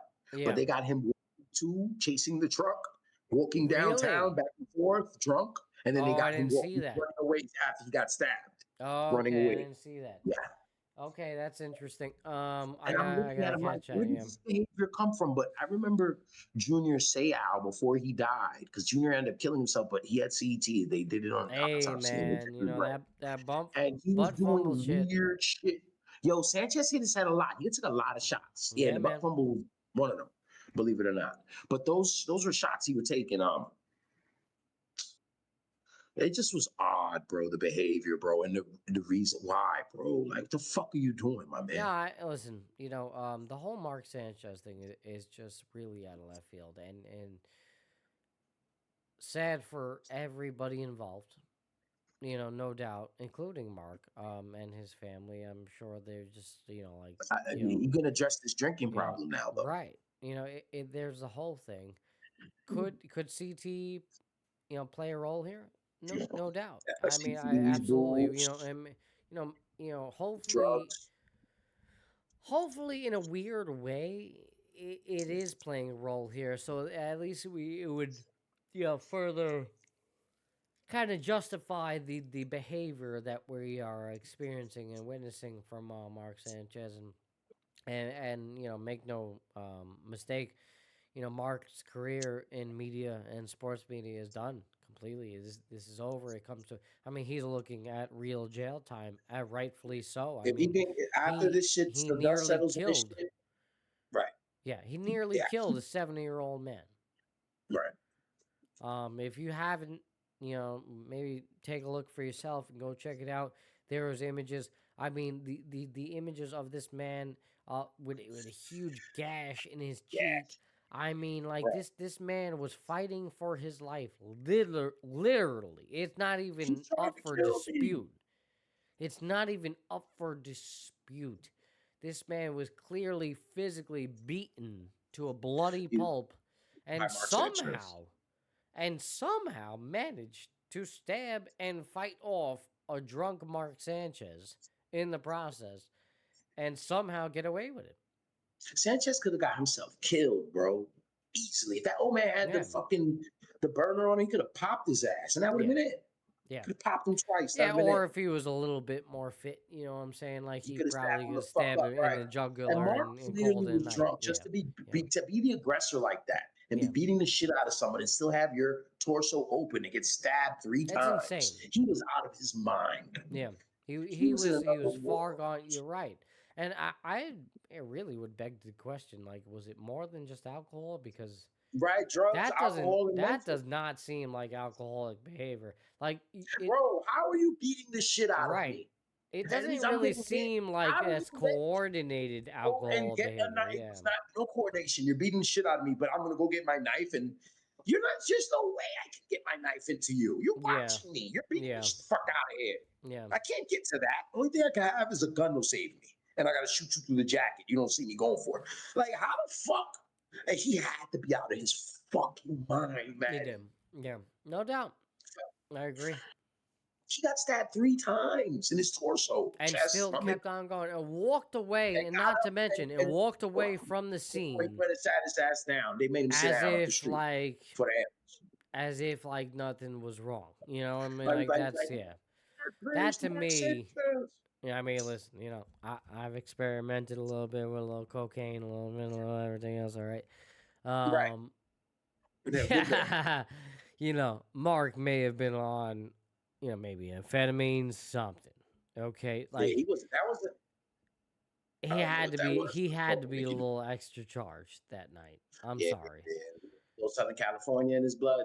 To be doing that. Little surfer, and yeah. It's either he was on different drugs with alcohol, or he has brain damage. It's one or the other. Yeah. Or both.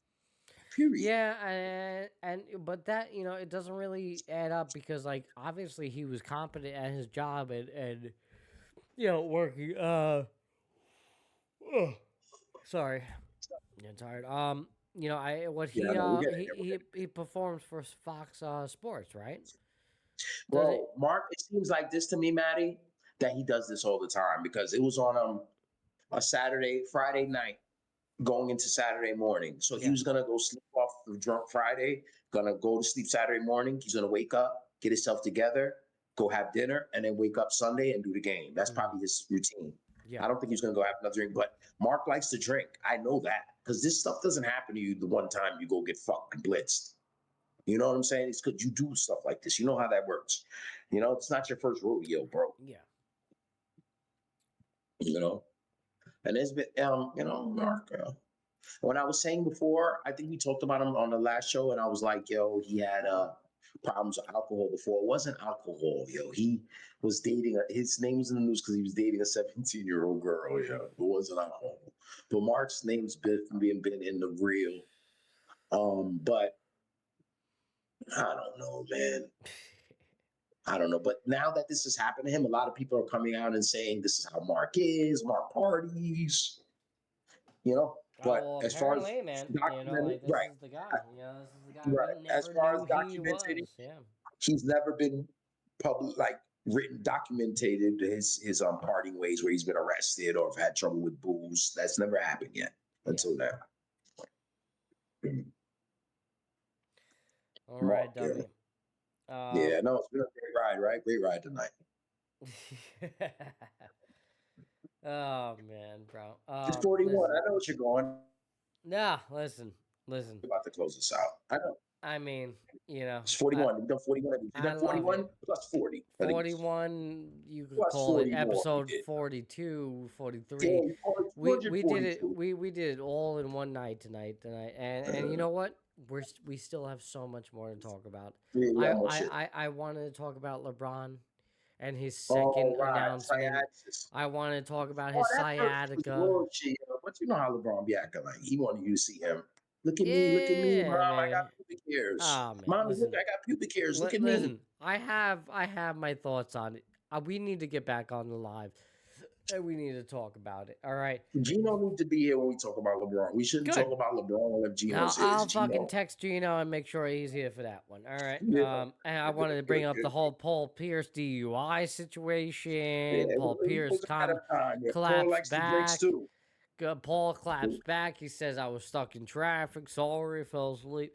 Yeah. Oh, man. Nah, Paul. Fuck out of here. Get a Red Bull, nigga. The NBA season is coming around. Look, yeah. Gino was a little quiet there. He's still around. He heard you, baby. He's like, fuck Bron, baby. Gino ain't talking about LeBron. Gino said, fuck Bron. Gino hates LeBron. Listen, I'm a Bron guy. I'm not gonna lie.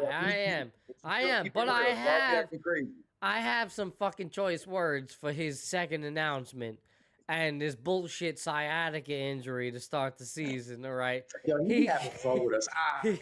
He can go fucking. He can go fucking. Yeah, I bet you. I commented on Facebook. I was out there, bro. I was trolling people. I'm like, yo, this motherfucker. I'm sure that sciatica don't act up when he's ready to play some golf. All right, this motherfucker's chilling to start the season. Don't sugarcoat it. The play, yo, get some of his Don't sugarcoat it, man. And you know what? Rightfully so. They coming for Bronny, bro, this year, so he gotta play. He gotta come shield that boy. The Lakers are gonna be good. It's gonna be all right. It's gonna be a show, but don't fucking sugarcoat it. I know you gotta. Yeah, I know you gotta put something down on that injury report. I get it. I understand, but you know what? Make it a little bit more believable. The fucking sciatica thing. Go fuck yourself. All right. I believe him, bro. You believe shit, bro. He's playing golf. He's hanging out. There's rumors. Craig Carton said that he's hanging out in fucking Europe. No, listen, stop. He's missing time intentionally. Go fuck yourself. He's shorting the season then. Wait a minute. Let me finish. LeBron is not going to miss time. Yes, he misses time intentionally, just not in the beginning of the season when everyone's going to be seen. He does this shit around January to February, right after All-Star break. He gets that 11-game injury. He's been doing it for years. Yeah. I think he may have a sciatica. I don't know. I don't know. Right. Listen, I just seen him like 2 weeks ago, like fucking swinging golf, by the way, bro. He looked fine to me. All right? Yeah. The sciatica comes and goes. Stop. It's a piece of shit excuse. Listen, it's a piece of shit excuse. Don't sugarcoat it. Listen, we all know what it is. Hell yeah. Oh, yeah? Of course. After that second bullshit decision that literally cost... There's literally lawsuits against his decision right now. People have filed lawsuits against LeBron James for his second decision for misleading the public and things like that. Yeah, sure. And people bought money, spent money on tickets for the last game of the season. Last game of the year, things like that. Like, people spent deep money. Like it's a problem. He faked everybody. Bro, he faked me a little bit. I thought initially. I did. Decision, we're gonna stream. I did. I was like, oh, he's gonna retire, But the should have knew better, yo. I know. The more LeBron. You know LeBron. I know. The more I thought about it, I was like, oh, it's probably bullshit. And then like basketball guys gonna punish him, bro. You think so? Yeah, he's gonna get punished, Joe, because the gifts he's been given and all the the love he's gotten from the basketball gods to act like this on his way out when he's not one of the, he's the premier face, but that's it. He's good still, but looking forward to the NBA season. The league don't need him no more. I mean, he's here. Like I always say, we're gonna fuck with him while he's here, but he loves that attention, bro, and it's not for him anymore. It used to be exclusively for him, and he liked it. We're talking about a guy. I mean, I don't want to get too deep into it, but a guy who didn't have that attention as a kid. His mom was being young, and she was alone with him. So he had to. So he's obviously, you could tell the difference, bro. We talk about this on Mental Mondays and shit. You could tell his son Bronny and Bryce has gotten all the attention in the world, and they act totally different. Bron is 39 years old. If a young player gets the post-game press conference, Bron's in the back behind the camera dancing. Like, Bron, get the fuck out of here, bro. Let young boy do the post-game interview. He's gonna get one this year. Let him get it. You gotta be back there making them stupid faces. He's like a kid, bro. I don't mind. He's still a kid. I mean, he's a grown man. I don't get it twisted, but he has a lot of good riddance to the frozen one. Matty, you see that? I do. I know. Good riddance to the frozen one. Gino's a hater, yo. Love you, Gino. All the best, man. Text me, bro. Text me. He's irrational, LeBron hater. Gino, hit me up, man. Hit me up when Get him out, Gino out here. Yeah, hit him up, Gino. Get him out of here, man. Hit me up, man. Anytime you want, bro. Text me if you just want to talk a little sports. I'm down, bro. Prayers to the Yankees. Yo, this guy, man. Thoughts and prayers to the Yankees, bro. You missed it, bro. We did the eulogy to the Yankees, bro. Yeah. You didn't miss it, man. I know I know Gino's gonna be back and watch it anyway. Gino, hit me up, man. Anytime, bro. Text me, call me, bro. Love you, man. As Gino's always. a big Phil Rizzuto fan. Yeah. Gino G. It's my guy, bro. Big Rizzuto guy. He knows. Bill White. He knows. You know what's up, baby. WPIX, motherfucker. We know, motherfucker. We need that. You too, yo. You know what's up. WPIX, bitch. We need that picture of me, Gino, and Dub all together, bro. With Yankee hats on. With Yankee apparel. I got one. Yeah, be the day. Oh, man. What do you say, Dub? What do you say? I think we close it out for the people. Yeah. It's been a hell of a night, brother. This is officially our longest show ever, by the way. I just want to say that. Tip your cap to you, my friend. 3 hours and 41 minutes. I have as official time. 3 hours and 42, actually. We have been going for lives. That is the longest show we've officially ever done. And you know what's crazy about it is that we could keep on going for hours. You know, you and me. I really could. I could take a quick break, a little piss break, and keep it going. But man, I'm tired. It is Saturday morning. It is 1:49 Eastern time. All right. Thank you for joining us. If you're joining us live, if you're joining us in post, we appreciate you. As always, all the supporters of the channel, whether you're coming from us on Instagram, TikTok, Facebook, YouTube, the whole nine. All right. Like, comment, follow, subscribe, keep the notifications on. We appreciate you, as always. Dub, my man, Pots and Pans. Hell of a show, hell of a night. Big series win for Seattle. Sorry that it comes on the wake of the Yankees funeral and my testicles as well. But we move forward, my friend. We move forward, and you know we look forward to brand new horizons. The Knicks are on the horizon. NBA basketball will be here before we know it in less than 2 weeks.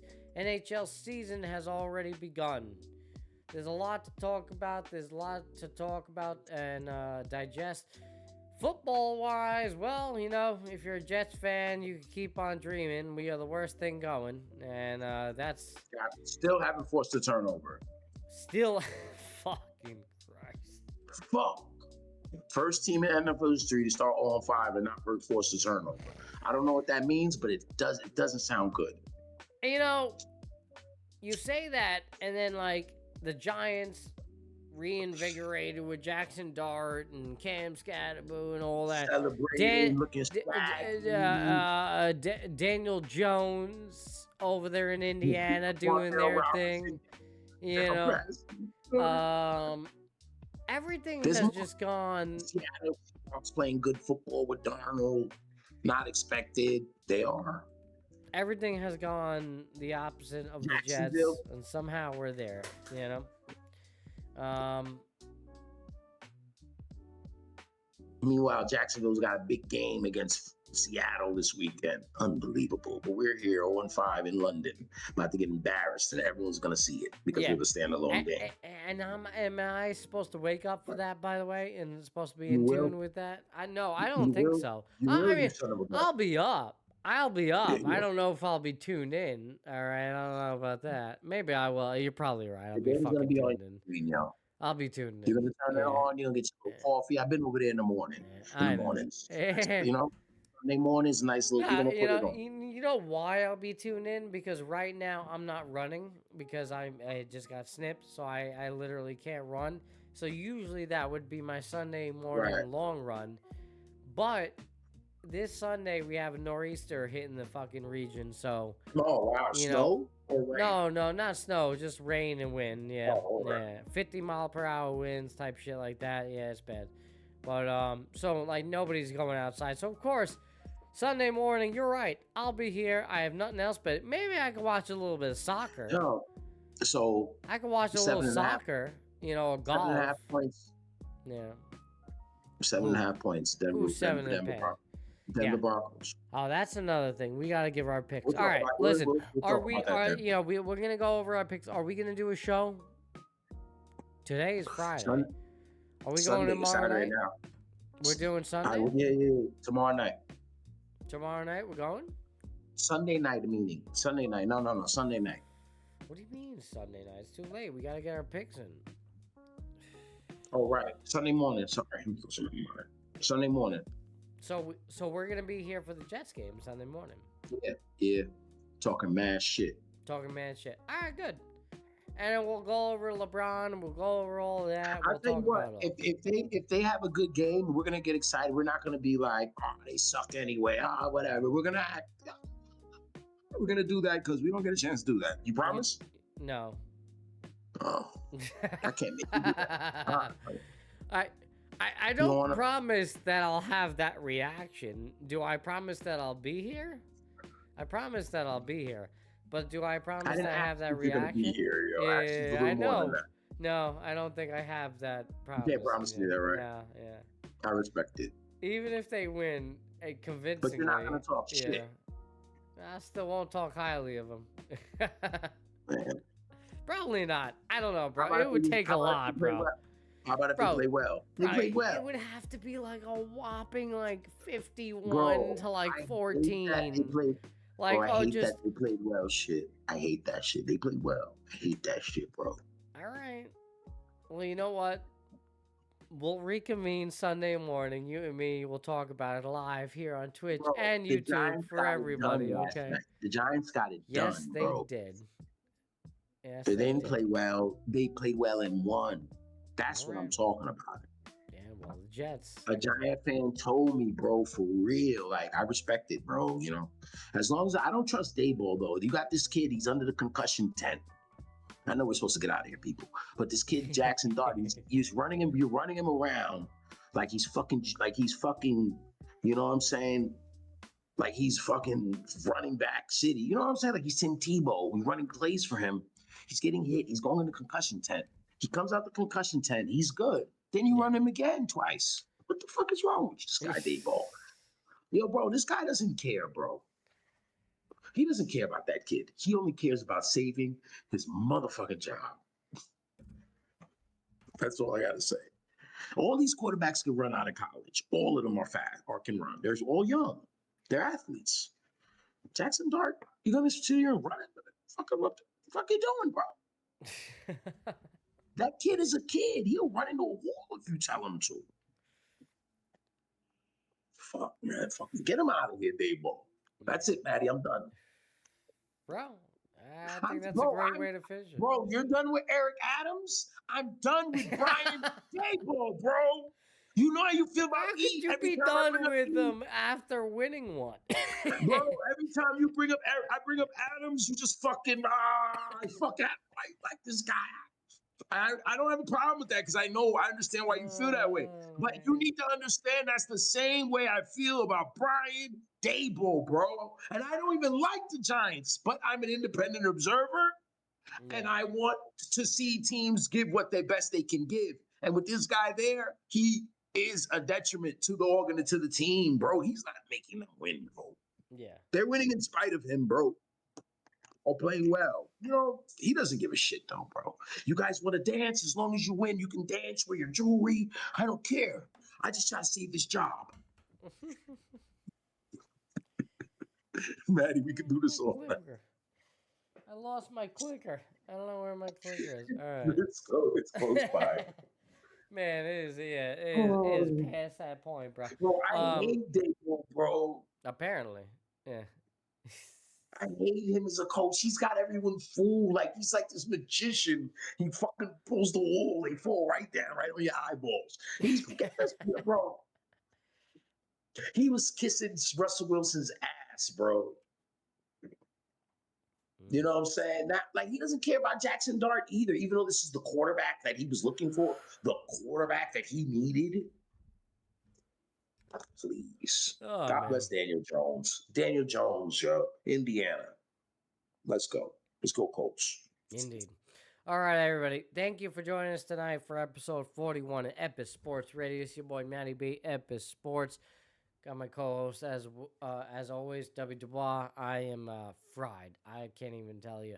It is 2 a.m. as we are streaming live right now.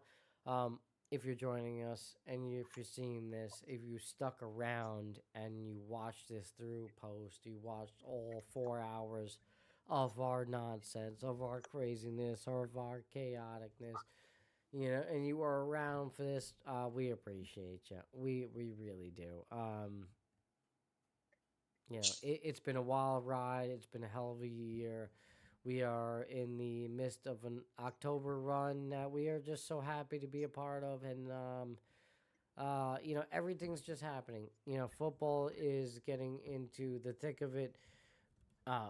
Hockey is here. Basketball is about to be underway. It's one of the greatest times of the year. And we just appreciate you, as always. Thank you for the contributions to the show. Everybody that showed up during the live stream tonight. Zero, Aiden, Lady Poopsie, Mooncakes, Gino, whoever else I did. You know, Will, thank you, Dub. Got you in there. Thank you, everybody coming from Twitch, YouTube. Again, hell of a show. Great stuff. Congratulations to the Seattle Mariners. Brandon, for sure. Yeah. Right, there you go. And just, what the hell, you know, let's keep it going. Let's keep the momentum going. Join us on a Sunday morning, Epis, all right, for episode 42 of Epis Sports. And as always, keep showing up. Dub, any last comments for the people? We're going to be talking about Milwaukee Cubs. We got that game 5 tomorrow, so tune in. We're going to have some talk about that and everything else on the next one. Picks, everything. Love you guys.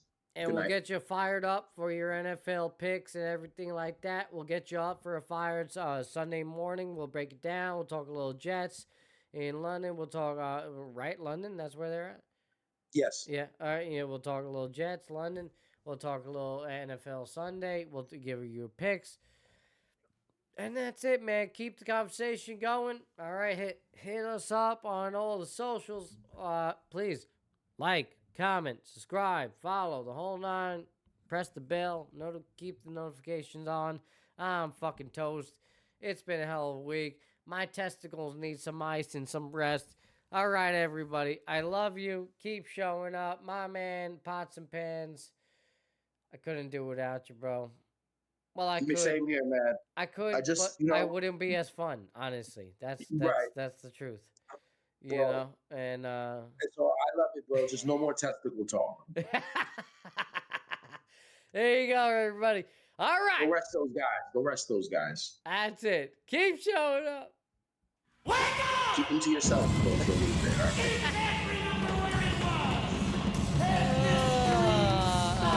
The new outro. I've been known to play mine to a T, but it's time for me to leave. Kicking dirt right out the cleats. Couple of weeks. Steep path, roadblocks in the streets, trying to knock me off my feet, cause the devil never sleeps.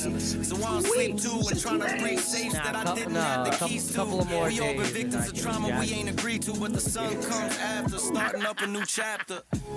Isn't it lovely? All right, everybody. Thank you for joining us tonight. What a hell of a show. Episode 41. Until next time, your boy Matty B. W. Dubois. Thank you. Dang. Isn't it lovely? Woo. All right, everybody. Keep showing up.